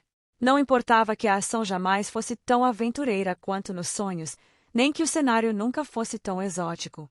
Enquanto durasse a carreira como pilotos do Conselho, até os 35 anos, talvez 40 no máximo, suas fantasias pessoais bastavam para mantê-los iludidos. Quando finalmente a realidade os alcançava, já havia outros pilotos na fila e cargos administrativos esperando pela experiência deles. Ao que tudo indicava, o Conselho sempre soubera exatamente como eram pessoas assim. Os protocolos de seleção haviam sido feitos precisamente para encontrar candidatos portadores desses sonhos secretos. Desde o início, Joe Walsh tinha algo muito maior do que o sonho de uma piloto. Num serviço dominado por norte-continentais, e portanto por peles claras, até sua aparência a tornava singular. Era uma das raras mulheres negras do Conselho Espacial. Seus ancestrais vinham da África Negra e do mundo árabe, com um traço de sangue português herdado dos antigos plantadores de açúcar caribenhos que haviam possuído seus antepassados escravizados 300 anos antes. A própria Walsh possuía traços geométricos marcantes e a cor profunda e rica de um bronze do Benin. Tinha reflexos de pescadora de tubarões, habilidade adquirida nos verões ainda menina, para a alegria do pai viúvo pescador e horror de seus professores.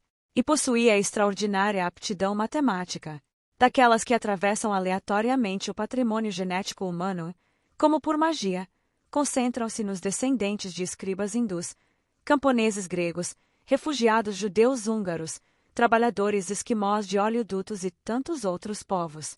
Ou seja, podendo surgir em qualquer lugar, a qualquer momento. Tinha, portanto, tudo para tornar-se capitã de uma nave de fusão. E ainda assim isso estava longe de defini-la por completo. Era, sem dúvida, filha de seus pais. Filha de sua Ilha Verde, dos mares transparentes ao redor, e do povo solar e supersticioso que ali vivia. No final do século XXI, o conceito de nação, como realidade geopolítica, já estava obsoleto havia meio século. Mas todo grupo de língua minoritária preso dentro de fronteiras que seus ancestrais não haviam escolhido continuava desejando soberania. Imperativos culturais podem enfraquecer, mas não desaparecem. Persistem por incontáveis gerações. Os seres humanos não são imunes à magia ancestral. Josepha Walsh não era prisioneira dessa magia, mas tampouco estava totalmente protegida contra a interferência dos deuses. Por isso, olhando em retrospecto, nenhum de nós deveria ter se surpreendido ao descobrir que ela fora recrutada pelo espírito livre antes mesmo de se tornar cadete. Por todos os mundos, eles procuravam crianças promissoras, e a haviam identificado quando tinha 15 anos, quando já assustava as freiras havia 2 anos com sua precocidade e talento. Obrigada pelas irmãs a escolher Jesus Christ em vez de Ogum ou Xango, pareceu-lhe então que uma terceira via, superior, se abria diante dela. O Pancreador seria Jesus, Ogum e Xango reunidos numa única entidade. O Pancreador, Criador de todas as coisas, fonte do conhecimento e futuro portador do paraíso sobre a terra. Olhando para trás, tornava-se claro que agentes do espírito livre, ao menos um deles, sob a persona de certo padre jesuíta, haviam deliberadamente orientado seus passos para a matemática e a física na escola paroquial e depois para a própria academia espacial.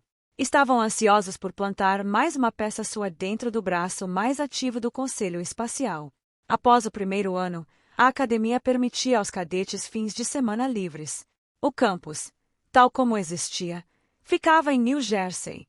Uma academia espacial na Terra necessitava apenas de salas de aula e acesso a um porto de lançadeiras. Dali era fácil ir até Manhattan, onde ela participava das reuniões secretas dos Prophetai.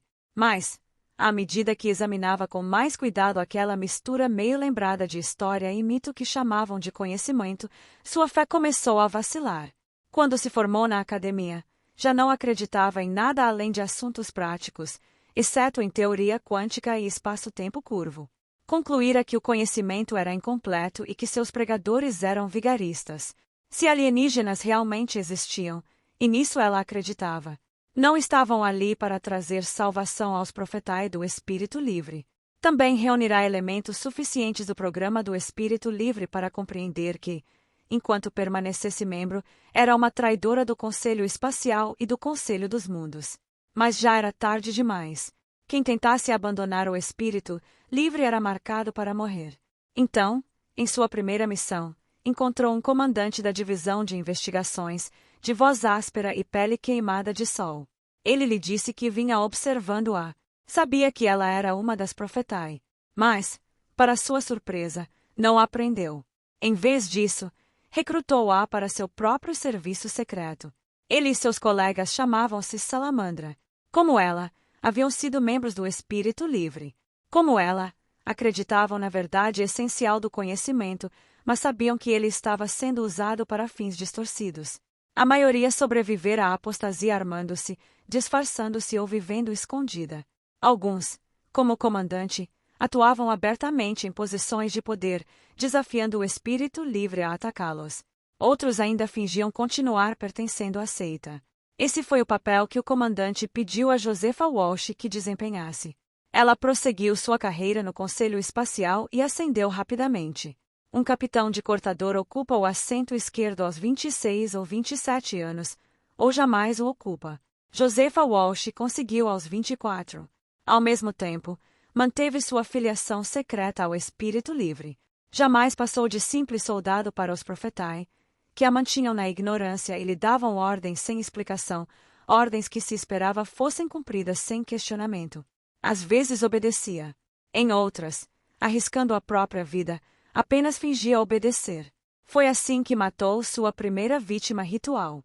Um membro da Salamandra que, avisado por ela, trocou de identidade e desapareceu, deixando apenas um relatório de morte convincente. Embora não participasse dos conselhos dos cavaleiros e anciãos dos profetai, Walsh percebeu seus objetivos gerais e observou seus movimentos. Conseguiu transmitir ao comandante tudo o que sabia. Às vezes, ele conseguia organizar missões que a colocavam em contato com a inspetora Ellen Troy, antes mesmo que a própria Troy compreendesse plenamente seu lugar naquele esquema. Foi Josepha Walsh quem levou Blake Redfield à Lua com a notícia de que a estrela natal alienígena ficava em Crux. Foi Josepha Walsh quem plantou a ideia de que o mistério da placa marciana poderia ser resolvido em Phobos. Era natural, portanto, que se voluntariasse para servir destacada na expedição de Forster a Amalteia. Uma missão conveniente tanto para a Salamandra quanto para o Espírito Livre. Mas antes que ela começasse, o Espírito Livre foi subitamente decapitado. Metade de seu conselho dirigente eliminada por Ellen Troy agindo por conta própria. Fora de controle e fora de si. Walsh não reconheceu Sir Randolph mais quando ele literalmente caiu sobre a expedição de Amalteia, trazendo Marianne Mitchell consigo. Da parte de mais, embora certamente a tivesse reconhecido, pareceu-lhe mais eficiente matá-la junto com todos os demais do que tentar utilizá-la. Ninguém além do comandante sabia que Josepha Walsh pertencia à Salamandra. Nem mesmo Redfield, que também era Salamandra. E absolutamente ninguém sabia que, quando mais finalmente foi obrigado a admitir quem era, quando Walsh compreendeu o que ele fizera e tentará fazer, ela tomou uma resolução privada, pois naquele instante, o principal dos profetai do Espírito Livre, o ancião supremo, o cavaleiro mais honrado, aquele que corrompera o conhecimento, distorcera suas aspirações, desonrará e tentará assassiná-la juntamente com sua tripulação. Estava finalmente ao alcance de sua mão. Naquele momento ele flutuava abaixo dela, nas águas mornas da nave Mundo, inconsciente e vulnerável. Bastaria aquele flexível submarino europano para encontrá-lo e pôr fim a tudo. Era por isso que Josepha Walsh, em meio à maior aventura de sua vida, uma aventura com que sonhava desde a adolescência, estava enlouquecida de impaciência e tédio pela inatividade forçada. E foi por isso que fez o que fez. Nenhuma vingança é mais doce do que a vingança arrancada de sonhos destruídos. O submarino que apelidáramos de Manta fora originalmente concebido como embarcação de pesquisa em Europa. Sob a espessa crosta de gelo daquela lua havia um oceano sem vida, mas rico em minerais dissolvidos. A manta fora projetada para total independência da superfície. Suas guelras eram impregnadas de enzimas artificiais capazes de absorver o oxigênio dissolvido na água. Outras proteínas artificiais transportavam esse oxigênio para todos os sistemas internos que dele necessitavam, inclusive os passageiros humanos. Debaixo d'água, o submarino movia-se pelo batimento rítmico de suas asas semelhantes às de uma raia, acionadas pela complexificação e descomplexificação molecular de compostos projetados artificialmente. Como suas bombas peristálticas internas conseguiam equalizar pressões equivalentes a profundidades muito superiores às das fossas mais profundas dos oceanos terrestres. Os mares mais rasos de Vênus não representavam desafio algum. Sem dizer uma palavra a nenhum de nós, Josepha Walsh agora o conduzia para baixo, rumo às profundezas da nave Mundo. Sua busca foi rápida e precisa. Tínhamos aprendido o suficiente com Troy para saber onde passáramos aqueles meses em animação suspensa. Uma câmara não muito distante da eclusa onde a Michael Ventris permanecia estacionada. As asas da manta conduziam-na para baixo como um anjo da morte. Em poucos minutos, ela chegou ao local. Mas Nemo não estava ali. Forster lançou ao redor um olhar perspicaz. Mais uma vez tinha sua pequena e seleta audiência suspensa em cada palavra. Fez uma pausa, observando o reflexo do fogo cintilar nas paredes nuas e revestidas de madeira da biblioteca, antes de retomar calmamente sua narrativa. O que aconteceu nos minutos antes de Walsh encontrar a câmara de afogamento vazia, jamais saberemos com certeza. Tenho de Troy uma versão dos fatos, mas ela própria não os presenciou. Talvez Tovinta seja a fonte. Nas profundezas escuras da nave Mundo, os olhos de um homem afogado se abrem em fendas peroladas. Seus dedos enrugados, viscosos como lesmas, agarram os tubos que o alimentam e banham seus órgãos em oxigênio. Nemo dormira quando lhe convinha dormir. Sonhara quando lhe convinha sonhar. Agora isso deixará de lhe convir, e ele despertara. Ao longo das décadas, aprenderá mais sobre como capturar e moldar a própria consciência do que conheciam até mesmo os yogis. Agora tomaria posse do restante de si mesmo. Os tubos nutritivos e as membranas de troca de oxigênio que o envolviam não estavam ligados a bombas primitivas, nem a pesados tanques de ar. Tratava-se de sistemas enzimáticos miniaturizados, muito mais sofisticados, embora semelhantes em princípio, aos utilizados pelos humanos em submarinos ou para respirar a rarefeita atmosfera de dióxido de carbono de Mars. Pouco importava que aqueles delicados sistemas não tivessem sido concebidos para a mobilidade. Nemo deixou intactas as fibras e tubos semelhantes a algas em sua ligação simbiótica com o próprio corpo, mas arrancou-os de seus pontos de ancoragem na parede incrustada da câmara onde estivera flutuando como prisioneiro. Envolto em algas poliméricas, nadou lentamente para dentro do labirinto aquático, aspirando ao destino do marinheiro fenício afogado do ermo. À medida que subia e descia, atravessava as etapas da idade e da juventude, entrando no redemoinho. Agora Tovinta flutuava sozinho nas águas à ponte do templo, estudando as trajetórias parabólicas desenhadas em faixas luminosas sobre a abóbada de luz viva. Os tentáculos do alienígena mal oscilaram em resposta ao sinal percebido pelo paladar, trazido pelas correntes. Um humano entrará no templo. Encontro terminado. Nemo disse. Como eu. Nunca estamos sós. A figura pálida e ossuda de Nemo pairava na água luminosa, adornada por membranas poliméricas ondulantes. Desajeitadamente, moveu-se para mais perto. Essa é a sua forma de falar, venerável. Não expressa um fato. A forma de falar de Nemo era de fato peculiar, quase incompreensível, pois precisava produzir os sons da língua de Tovinta sem pulmões, nem a bexiga gasosa ressonante de que o alienígena dispunha. Falava fracamente com língua e lábios, recorrendo a palmas e estalos de dedos quando necessário. Mesmo assim, era compreendido. Você se isolou, disse Nemo. Voltou-se contra os outros de sua espécie. Trouxe Troy e o restante de nós humanos aqui por objetivos próprios, por causa de um plano concebido em sua mente, quem sabe há quantas centenas de milhares de anos de sua história pessoal. Fez breve pausa. Quando o vi pela primeira vez, tomei-o por um simples animal. Agora sei. Você é o Pão-Criador. Esses sons não têm significado para nós, respondeu o alienígena. Você não me engana. Um som cintilante, sem fonte aparente, preencheu o templo e depois desapareceu. Nemo esperou. Mas Tovinta não formou palavras. O que fará se eu exigir partir? Perguntou Nemo. Isso não nos concerne. Mesmo que eu explique aos outros de sua espécie por que realmente estão aqui. Nada está oculto. É o que você diz. Você pode me matar facilmente, disse Nemo. O manto de Tovinta brilhou intensamente. Sem aviso, ele se afastou nadando com rapidez. Imagino Nemo permitindo-se um sorriso frio, cheio de dentes fantasmagóricos sob a luz azul pálida. Suas grandes mãos e pés agitaram a água, e ele afundou lentamente em direção às profundezas da nave-mundo, arrastando atrás de si as algas que lhe sustentavam a vida enquanto procurava a saída. O alienígena o deixou escapar? Perguntou Joseph, espantado. Ari lançou ao marido um olhar impaciente. A criatura mal era humana. Não se podia esperar que compreendesse. Se me permite, doutora, suspeito que compreendeu perfeitamente, disse Forster. E que tudo o que aconteceu depois já estava incluído nos cálculos do alienígena. Está dizendo que foi por isso que nunca mais verei minha filha. Exigiu Ari, furiosa. Mas a resposta de Forster foi branda. Ela contribuiu igualmente para o próprio destino. Ela e Redfield. O comandante colocou mais um pedaço de carvalho partido sobre o fogo e o empurrou firmemente para dentro, ignorando as chamas e fagulhas que subiam ao redor de seus pulsos. Do lado de fora das janelas nuas da biblioteca, a última claridade artificial desaparecera. As luzes celestes descendentes já eram suficientemente fortes para penetrar no interior aquecido. Pedi que tragam uma cesta de sanduíches, disse Joseph, para quando alguém sentir fome.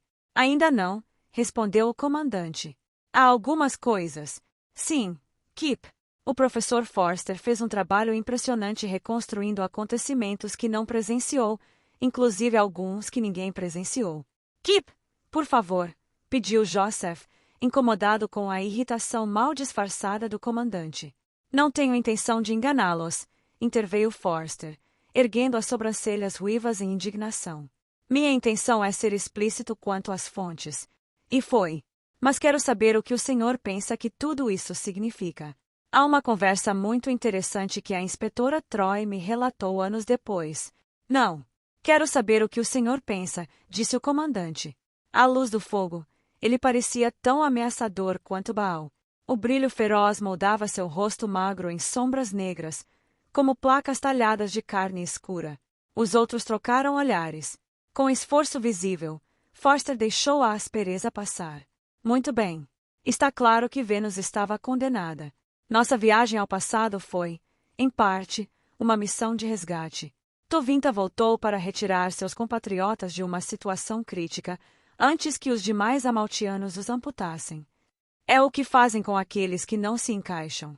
Um resgate bastante elaborado, comentou o comandante. Foi mais do que isso, disse Forster. Os colonos haviam viajado 1 milhão de anos desde sua estrela natal, procurando um lugar onde exercer seu mandato. A missão de recriar seu mundo de origem estava programada em seus genes. Encontraram nosso Sol e, com ele, Vênus, um planeta coberto de oceanos, abençoado por céus claros, um planeta estável, sem geologia ativa nem clima errático, sem continentes errantes e eras glaciais como a Terra. O que plantaram ali deveria durar para sempre. Ao menos assim acreditavam. Fez breve pausa antes de continuar. Durante milhões de anos, tudo correu conforme o planejado. Conseguiram praticamente reproduzir a ecologia de seu mundo natal. Então surgiu Nemesis, aquilo que chamam de redemoinho. Bombardeios repetidos de cometas criaram um efeito estufa úmido, elevando a temperatura dos oceanos e saturando a atmosfera. Quando chegamos, a água já evaporava, e o hidrogênio atmosférico estava sendo perdido para o espaço. Vênus já se encaminhava para tornar-se o forno de dióxido de carbono de nossa era. Uma tragédia, sem dúvida, disse Joseph. Mas por que o... Bem, conflito político provavelmente não é a expressão correta. A cisão foi precipitada pela evolução, respondeu Forster. Os colonos amaltianos observaram saltações filogenéticas, novas formas de vida adaptativas, diferentes de tudo o que constava no mandato. Isso os horrorizou. Acreditavam ter apenas 2 alternativas: deixar a natureza seguir seu curso, assim, perder tudo o que haviam construído, ou aceitar a mudança como inevitável, adaptar-se a ela, curvar-se diante dela, até mesmo assumir seu controle. Tomar o assunto com os próprios tentáculos, por assim dizer, comentou Ari, com leveza. Forster permitiu-se um sorriso seco. E se realmente assumissem o controle? Insistiu Joseph. Por que não fazê-lo? Por uma razão simples. Teriam de desviar os cometas, respondeu Forster. E apenas a nave Mundo era capaz disso. No entanto, a medusa voadora que descreveu parecia desafiar a gravidade, objetou o comandante. Se podia voar sem asas, certamente poderia viajar pelo espaço. Mesmo após anos de estudo, continuou fundamentalmente ignorante quanto à tecnologia amaltiana, disse Forster. Mas compreendo que suas embarcações retiram energia do vácuo. Dependem de uma espécie de análogo macroscópico de um efeito quântico. Seu alcance é governado por soluções ligadas à amplitude de possíveis estados vetoriais. Fez uma breve pausa antes de continuar. Os cálculos da nave Mundo produzem ampla amplitude, por isso ela é capaz de jornadas interestelares próximas à velocidade da luz. As medusas, muito menores, têm amplitude severamente limitada. Claro como lama, resmungou o comandante, quase sem elevar a voz. Em resumo, as pequenas não podiam fazer o trabalho, e a grande não quis fazê-lo. Por quê? Pelo que descreveu, Tovinta parece bastante flexível, insistiu Joseph, ainda tentando encontrar coerência política nos motivos alienígenas, como se fossem delegados do Council of Worlds. O envolvimento de Tovinta nisso é profundo, respondeu Forster. SHR não se considera um indivíduo, nenhum deles se considera, mas está claro para mim que ocupa a posição de primum inter pares no que chamamos de facção adaptacionista. Ainda que com relutância, SHR, ou o grupo em nome do qual fala, aceitou a evolução das populações locais para longe do ideal do mandato. Isso certamente lhes custou muito. É bem possível que tenhamos testemunhado a ruptura final entre as facções. Talvez até tenhamos ajudado a precipitar essa ruptura. Talvez vocês mesmos tenham sido recrutados para provocá-la, disse o comandante. Essa possibilidade ocorreu a alguns de nós. Então Nemo também fazia parte desse plano? Perguntou Ari. Não pretendo compreender exatamente como, respondeu Forster. Por exemplo, como Tovinta sabia que ele estaria em Amalteia? Como sabia que ele escaparia? De algum modo, Nemo percebeu que Tovinta não representava a maioria dos alienígenas, e que haviam deixado para si mesmos pouquíssima margem de manobra. Estou confuso, interrompeu Joseph. Enquanto Tovinta controlasse a nave Mundo, poderia ir a qualquer lugar do espaço e do tempo que quisesse. O comandante fitava o céu atravessado de luzes pela janela. Não era a única nave Mundo. Agora sabemos disso. Pelo contrário, corrigiu Forster, secamente. Na realidade, existe apenas uma única nave Mundo. Agora estou ainda mais confuso, admitiu Joseph. A nave de Tovinta, a mesma que encontraram em Amalteia, é também a nave em que vieram originalmente? Sim, mas ela representa apenas um estado possível do sistema total. Forster indicou com a cabeça a moldura escura do céu visível pela janela. Outros estados possíveis coexistem com ela. Ari interveio friamente. Mas a superposição de estados descrita pela teoria quântica não ocorre apenas no nível microscópico, e mesmo assim apenas até que um observador interfira. Segundo aqueles que afirmam saber. Quem seriam? Emicênio. E confio no julgamento dele, respondeu Forster com firmeza. As teorias de gravidade quântica sugerem que superposições lineares de estados alternativos se reduzem espontaneamente a uma única realidade, quando encontram curvatura significativa de espaço-tempo. Viajar ao passado introduz uma segunda ordem de estados alternativos. Sorriu levemente. Embora eu não tenha certeza de que algum dia tenhamos convencido o pobre Bill Hawkins de que viagem temporal era realmente possível. Tenho certeza de que ainda não me convenceu, resmungou o comandante. O que prova que tudo isso não passa de um sonho elaborado. Alguma hipnose programada iniciada enquanto estavam naquela, como chamou, câmara de afogamento. Forster girou lentamente o copo vazio entre os dedos. Joseph compreendeu o gesto e logo o preencheu com gelo e uísque. O professor agradeceu com um aceno. É verdade, disse então. Viagem no tempo sempre foi considerada impossível, mas unicamente porque mensagens enviadas ao passado poderiam gerar paradoxos. Neste caso, a superposição de alternativas impede isso. Nada do que disse elimina o paradoxo, rebateu o comandante. Fui informado de que o colapso da função de onda impede isso, respondeu Forster. Não lidamos com múltiplas realidades, apenas com múltiplas possibilidades. Existe uma única realidade. Se uma mensagem enviada ao passado interferisse em outra mensagem contraditória, uma delas desapareceria. Nunca teria existido. A função de onda colapsa. Se um de nós interferisse consigo mesmo, uma das versões desapareceria. Se uma nave-mundo interferisse com outra versão de si mesma, uma delas desapareceria. Ari sorriu com ironia. Vocês realmente correram o risco de encontrar a si mesmos. Parece que, neste século, sim.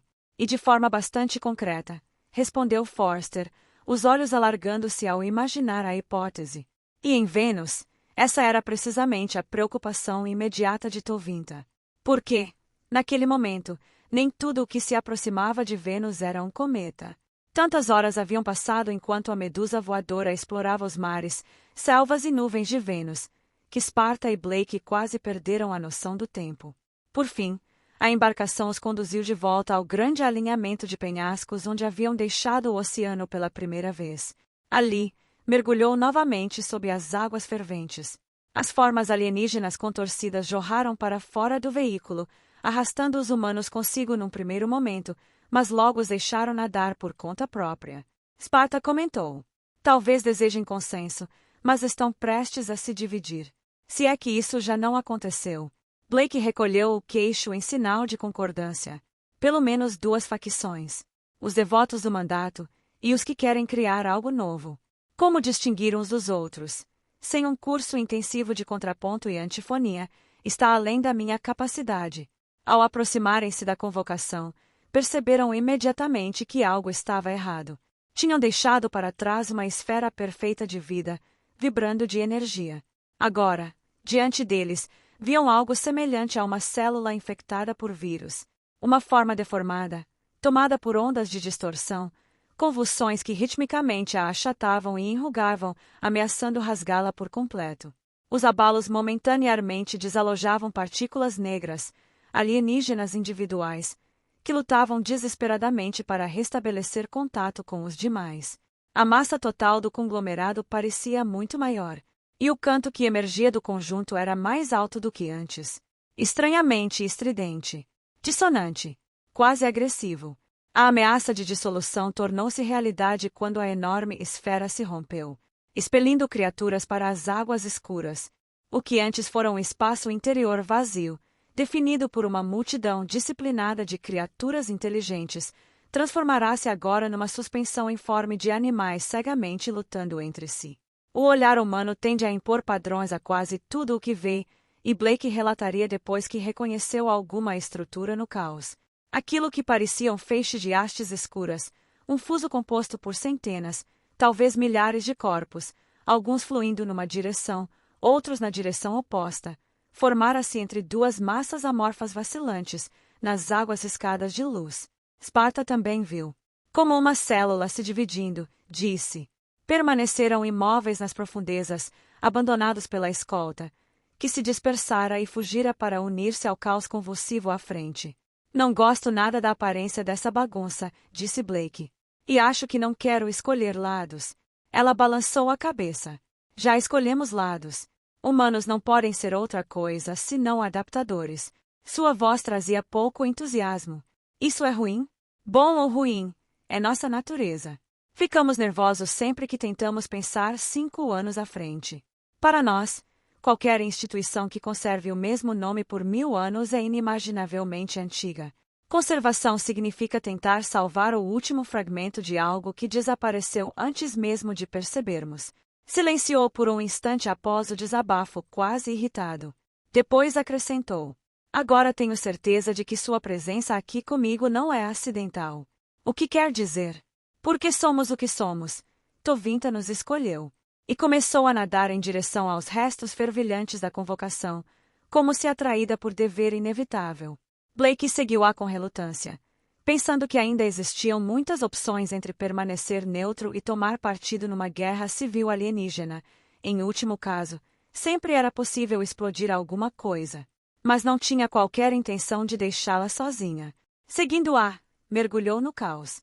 Os alienígenas comprimidos usavam seus sifões para se impulsionar pela água em explosões fenomenais de velocidade, mas mesmo em meio ao tumulto seus corpos em disparada jamais colidiam entre si, nem faziam mais do que roçar Sparta e Blake. Ainda assim, os dois eram golpeados por correntes turbulentas. Blake sentiu-se como se tivesse sido lançado num caldeirão de metais fundidos. Um pouco mais colorido, imaginava, apenas ligeiramente menos quente. Enquanto imensos corpos de mantos e tentáculos passavam disparados por eles, brilhando em tons avermelhados que lhe lembravam ferro temperado e sódio em combustão. A água tinha cheiro de ácido e cobre. A confusão pareceu diminuir à medida que os humanos se aproximavam do centro do espetáculo. O feixe fusiforme de corpos nadadores agora recuava, retraindo-se pelas extremidades, e a divisão da antiga esfera em dois esferoides ainda vacilantes, um maior que o outro, estava quase concluída. Se Blake não respirasse por guelras, teria engasgado ao ver o que apareceu. No núcleo em coagulação da maior das células filhas nadava uma aparição pálida, uma imitação esfarrapada de ser humano envolta em algas pendentes. Nemo. Um instante depois, ouviram a mensagem do coro cacofônico. Os falsos designados são membros doentes. Devem ser amputados. Então tudo ficará bem.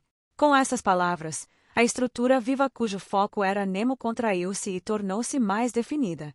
Era como olhar para o aparelho bucal de uma medusa. Um orifício devorador cercado por 1 milhão de tentáculos contorcidos. Para Blake, hiperalerta, percebendo tudo como se o tempo houvesse desacelerado. Pareceu que a atenção daquele olho negro estava concentrada nele e em Sparta. Que cada olho amarelo em fenda ao redor irradiava malícia. Que a criatura inteira feita de criaturas prestes estava a convulsionar-se ao redor deles e engoli-los. De lugar nenhum surgiram asas imensas e flamejantes, abrindo-se sobre ambos como um véu diante do coração maligno daquela flor devoradora. Era um único alienígena. O manto em chamas opalescentes. Como nos lulas terrestres, 2 de seus tentáculos possuíam ventosas preenses, muito mais longos que os demais. Estenderam-se ainda mais e envolveram os 2 humanos pela cintura.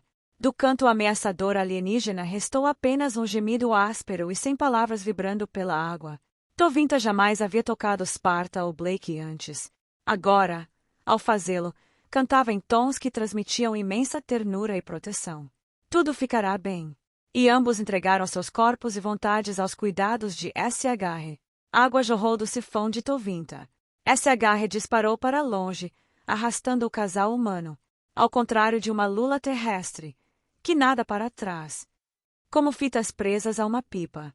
Seus rostos distorciam-se como máscaras teatrais enquanto tentavam não engolir água. Achataram os braços junto ao corpo e apontaram os pés para reduzir resistência. Com os humanos a reboque e uma miríade de pequenas lulas flamejantes atrás deles como faíscas de foguete, Tovinta afastou-se rapidamente da convocação em colapso. Em poucos instantes estavam sobre o assentamento de recifes que Blake e Sparta haviam visto ao sair da nave Mundo. Grandes cânions, cavernas coralinas e estranhas estruturas artificiais agora totalmente abandonadas. Blake teria perguntado por quê, mas a velocidade tornava impossível falar. Girou ligeiramente no aperto de Tovinta para olhar para trás. O oceano estava repleto de corpos em perseguição. Não se preocupe. Ainda não é tarde para evitar o colapso, ressoou Tovinta.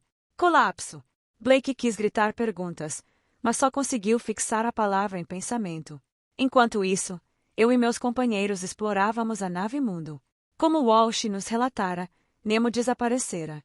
Podíamos comprovar com nossos próprios olhos que a câmara de afogamento estava vazia. Restavam apenas as membranas pendentes semelhantes a algas que tão recentemente haviam sustentado todos nós. Não interrogamos profundamente nossa capitã sobre por que chegará ali antes de nós. Isso poderia esperar até que estivesse menos relutante em dizer a verdade. E, por enquanto, aceitamos sem contestar sua explicação de que apenas testava a manta. Mas a notícia nos perturbara o suficiente para nos deixar receosos de nos separar. Nemo pretendia novo ataque ao rebocador. Aprendêramos a não atribuir motivos comuns àquele homem. Havíamos deixado MC Neil, Hawkins e Marianne Mitchell em alerta máximo dentro da Michael Ventris. Enquanto isso, a fuga de Nemo tornava nossas explorações ainda mais urgentes. Walsh e eu observávamos pela bolha frontal da câmara de pressão de políglas do submarino. O pobre Tony seguia às cegas, comprimido no espaço estreito atrás de nós. Amanda deixou a câmara de afogamento e avançou por quilômetros de corredores sinuosos. Antes de deixarmos Júpiter, já nos familiarizáramos com o caminho até o Templo da Arte. Logo Amanda alcançou a abóbada central do templo. E vimos ali algo que jamais havíamos visto. A alta abóbada estava viva de estrelas vivas. Tony, consegue enfiar a cabeça aqui e olhar isso? Dê-me um minuto, Joe. Uma das razões para tê-lo escolhido era que, depois de mim, ele era o menor de nós. Mesmo assim, Groves precisou de uma lenta acrobacia exaustiva para avançar, colocando a cabeça de cabeça para baixo entre nossos joelhos, de onde pôde olhar para cima através da bolha e examinar o teto. Murmurou. Sim. Então, talvez eu tenha soado mais irritada do que realmente estava. Na verdade, eu estava mais nervosa do que irritada, não por causa de Nemo, mas porque eu mesma me colocará numa situação delicada. Quanto mais nos aproximávamos do centro de controle da nave Mundo, menos certeza eu tinha de que algo útil sairia daquilo. Como começar a decifrar uma mente alienígena, mesmo depois de 30 anos de trabalho árduo, quando mal se podia afirmar compreender alguns milhares de palavras daquela língua? Groves respondeu. Esse padrão é praticamente idêntico ao que a Ventris calculou para nós com os dados fornecidos por Troy. É assim que o céu pareceria há 3 bilhões de anos. Quero dizer, a partir do momento em que deixamos Júpiter. Claro, existe muita incerteza. Não me pagariam o bastante para eu confiar cegamente na ideia de qualquer computador sobre posições planetárias num intervalo desses. Sua frase morreu sem conclusão. Você ia dizer mais alguma coisa, incentivou Walsh. Groves era reservado e modesto, o que fazia muita gente esquecer sua reputação como navegador. Mas fora ele quem conseguirá pousar Springer em Pluto quando todas as hipóteses daquele famoso explorador se mostraram erradas, e seus colegas sabiam bem a quem o mérito pertencia.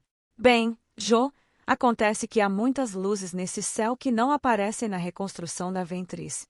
Se você as observar por 1 ou 2 minutos, que é mais ou menos o tempo que tive aqui, deitado de costas, percebe que parecem seguir órbitas cometárias. Você consegue perceber isso tão rápido? Ah, sim. Estão se movendo depressa e estão muito próximas. Por isso o movimento é visível. E isso significa o quê? Perguntei. Groves murmurou por alguns instantes antes de responder. É apenas um palpite grosseiro, entenda. De cabeça para baixo, olhou para nós. Eu diria que 1 ou 2 desses cometas estão prestes a nos atingir. Talvez na próxima semana. Talvez amanhã. Os amaltianos devem saber disso, disse Walsh. É isso que torna. Tem mais uma coisa, interrompeu Tony. O quê? Não sei exatamente o quê, respondeu o navegador. Estou aqui deitado olhando isso. Nem sei como esse sistema de imagem funciona, nem de onde obtenho os dados. Mas, supondo que eu esteja vendo algo parecido com um planetário em tempo real. Há um objeto ali em cima 3 vezes mais brilhante que um cometa comum e vindo em nossa direção com o dobro da velocidade de um cometa. Fez uma pausa. Direto sobre nós. Meu Deus, murmurei. Walsh nada disse. Sua atenção fora atraída por movimento dentro do templo, muito abaixo do teto luminoso, onde estrelas móveis brilhantes, douradas, turquesa e rubi, se reuniam na escuridão, entremeadas por formas sombrias infiltrando-se na água ao redor. Professora, não estamos sozinhos aqui. Momentos depois, Amanda estava cercada por criaturas tão grandes quanto Tovinta, ardendo como letreiros elétricos e bombardeando o casco com reverberações súnicas assustadoras. Estamos sendo atacados? Perguntou Walsh. Talvez estejamos sendo presos, disse Groves quase ao mesmo tempo. Mas, pelos sons abafados que eu ouvia, não me pareceu isso. Ligue os hidrofones. Pedi a Walsh. Ela obedeceu. Imediatamente, vozes claras e urgentes dos nossos captores encheram os alto-falantes internos da Manta, cantando em uníssono. Queremos ajudá-los. Não interfiram. Mas de onde surgiram? Quem são eles? Perguntou Walsh. Ajude-me a ligar o tradutor aos fones. Talvez eu consiga responder. Walsh puxava circuitos enquanto eu inseria palavras no tradutor, mas antes de concluirmos, uma nova rajada de sons encheu a água. Não se preocupem. Estamos nos movendo, gritou Groves. Tudo ficará bem. Os alienígenas faziam algo no exterior do casco. Um emaranhado de tentáculos desceu sobre a bolha de observação. Houve uma pausa. Então ouviu-se um som ameaçador. O pobre Groves gritou ao perceber o que estavam fazendo, um grito agudo de terror que encheu o interior apertado da cabine e não cessava. Meu Deus! Eles descobriram o mecanismo de abertura da escotilha de emergência. Gritou Walsh. Sua mão já alcançava os interruptores que acionariam os motores auxiliares da manta, mas antes que pudesse abrir as travas de segurança, a escotilha se abriu violentamente e a água invadiu a cabine como o jato de uma mangueira de incêndio. A força me lançou contra a janela de políglas. E não me lembro de mais nada. Tovinta manteve o aperto sobre Sparta e Blake, mas não fez qualquer esforço para evitar a multidão brilhante de alienígenas que invadiu a eclusa submersa com eles. As camadas moleculares impermeáveis da gigantesca comporta começaram imediatamente a recompor-se, girando rapidamente para dentro em espiral. Tovinta nadou vigorosamente para cima pelos corredores e cavernas luminosas da imensa nave. A nave outrora solitária estava transformada. Por toda parte havia alienígenas ocupados em suas próprias tarefas, movendo-se pela água com tanta facilidade que Sparta e Blake sentiam-se constrangidos pela própria impotência humana. Por mais adaptáveis que fossem, humanos nus, privados de ferramentas, figuravam entre os seres mais desajeitados da criação. Era improvável que os amaltianos compreendessem suas emoções. Tovinta certamente parecia indiferente aos sentimentos deles. SH reconhecia apenas sua curiosidade e continuava a instruí-los enquanto nadava.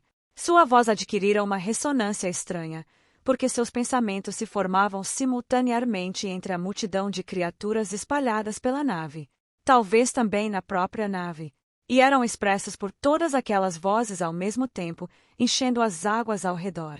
O que eles, tinham a dizer era parte teoria, parte fantasia, parte inconcebível. Sparta e Blake absorveram o que puderam. Após muitos minutos de esforço intenso, Tovinta finalmente o soltou. Vocês precisam explicar a eles o que explicamos a vocês. Há muito pouco tempo. Então SH desapareceu. Blake e Sparta emergiram da água. A nave mundo selou-se atrás deles.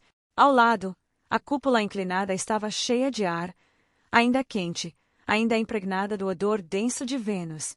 Os filamentos metálicos da eclusa envolveram suavemente os humanos, se os ergueram rapidamente até o compartimento de carga aberto da Michael Ventris. Sentiram os pés no metal rígido do convés.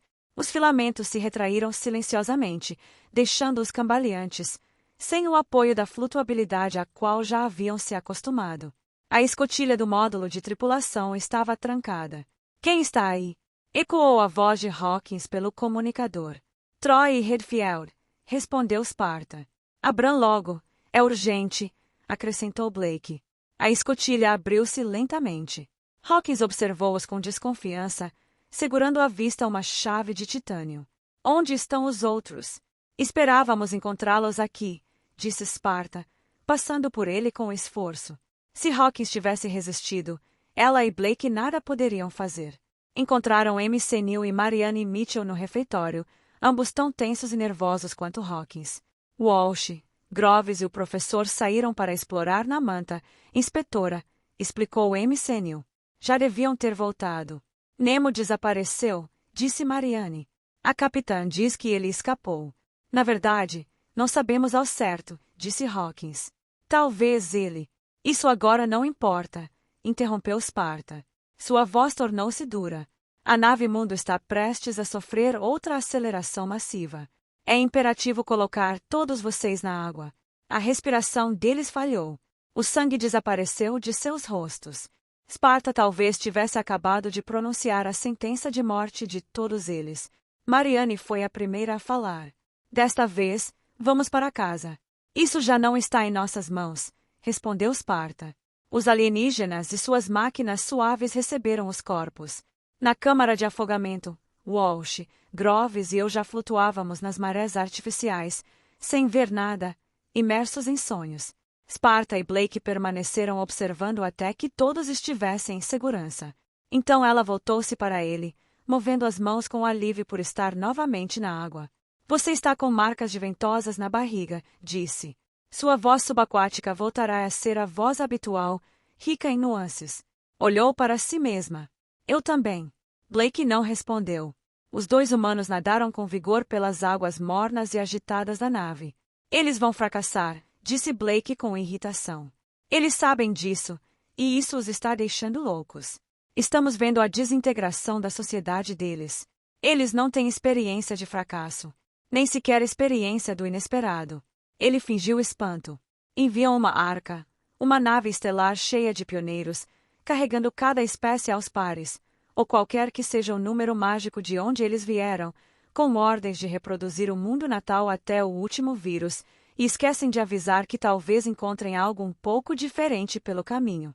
Eles conhecem segredos da natureza que talvez nós, humanos, jamais descobramos por conta própria, segredos para os quais a maioria de nós não tem paciência. Histórias diferentes, estupidezes diferentes. Foi você mesma quem disse que não conseguimos deixar de ser adaptadores. Porque interrompemos a evolução natural, substituímos a lenta modificação física e as mudanças comportamentais rígidas por cultura fluida. Crescemos entre vulcões e terremotos, geleiras que avançavam e recuavam, mares que subiam e desciam. O desastre nos mantém alertas. Enquanto a espécie deles tem centenas de milhões de anos, talvez bilhões. Certamente vieram de algum lugar antigo e imutável. Mesmo na Terra, alguns modelos mudam muito pouco com o tempo. Libélulas, escorpiões, tubarões, lulas, sugeriu Blake. Podemos ajudá-los, disse ela. Por quê? Que diferença faz para nós se fracassarem? Ela fixou nele seu olhar frio. Mais do que o sucesso deles está em jogo aqui. Tovinta nos trouxe porque acreditou que poderíamos ajudá-los. E por outra razão. Que seria? Creio que para criar nosso próprio destino. Ele soltou uma corrente de bolhas. O que podemos fazer por essa gente? Mal consigo acompanhá-los dentro d'água. Você já ajudou. Foi você quem sugeriu desviar os cometas. Uma ideia descartada quase imediatamente. Além disso, pensando bem, já é tarde demais. Mesmo que eles conseguissem desobedecer ao mandato. Quer dizer porque já há vapor d'água demais na atmosfera de Vênus.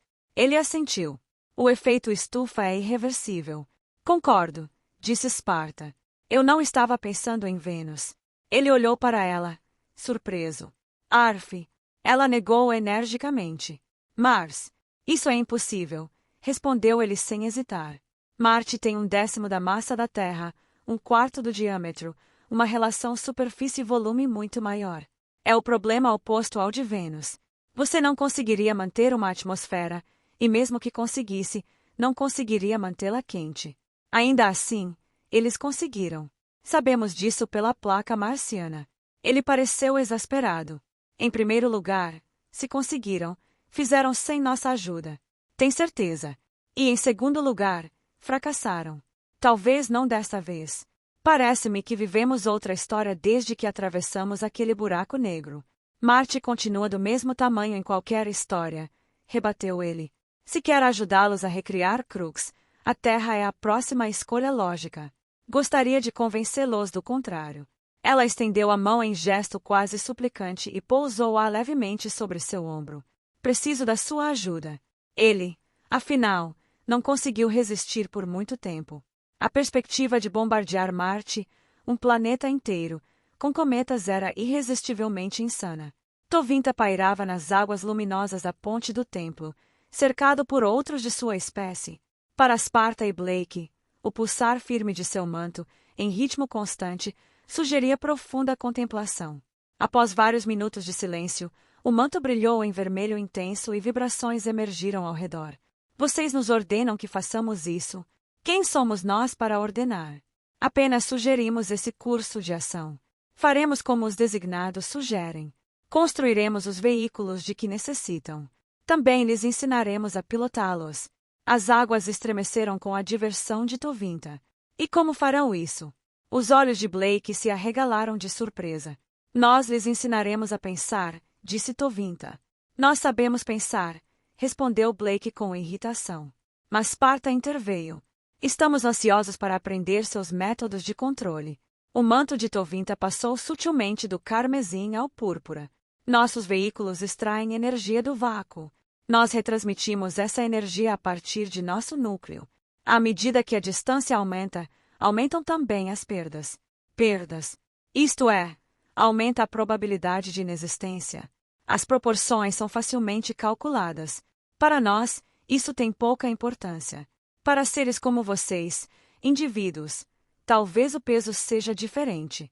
Sparta lançou um olhar sombrio para Blake antes de responder. Gostaríamos de refletir sobre essas proporções. Disse isso com mais calma do que realmente sentia.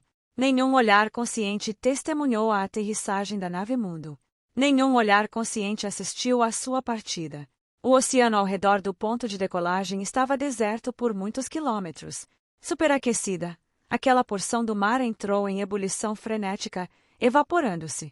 Um vórtice de nuvens girou em torno da coluna incandescente deixada pela nave. Logo ela estava muito acima das nuvens. A esfera do planeta tornou-se um disco. Vênus ficou para trás. E a lua de diamante reluzente caiu suavemente em direção ao Sol. Cometas a perseguiam. Cometas. E outra gigantesca lua de diamante, idêntica a ela própria. O objeto mais rápido que se aproximava era, na verdade, uma nave-mundo. Uma nave-mundo! Joseph exclamou, espantado. Vinha para levar os amaltianos de Vênus a salvo, uma nave-mundo pilotada pelo próprio Tovinta, tal como SH existira 3 bilhões de anos antes. Nosso Tovinta pretendia estar em outro lugar quando sua versão alternativa chegasse. Quer dizer que, naquele instante, o alienígena introduziu a primeira bifurcação, o primeiro ramo no espaço-tempo, disse o comandante. Uma avaliação justa, concordou Forster. A primeira de muitas. Sua concordância lhe deu tempo para beber um gole pensativo de seu copo. O comandante, como um gato que brinca com um rato, não largava a questão. Qual será o efeito de tudo isso? É isso que precisamos saber. Receio que teremos de esperar para descobrir. Comandante, por enquanto, só posso continuar minha narrativa. Você disse que aprendeu algo com o que minha filha lhe contou, disse Ari. Aprendi muito, embora lentamente. Arthur C. Clark Forster pousou o copo e retomou. Ao mergulharmos no redemoinho, nosso caminho poderia ter se ramificado de muitas maneiras. Já mortos por afogamento, a maioria de nós não tinha qualquer poder sobre o destino. Apenas um outro ser podia alegar controle, mas até que ponto Tovinta controlava o próprio destino?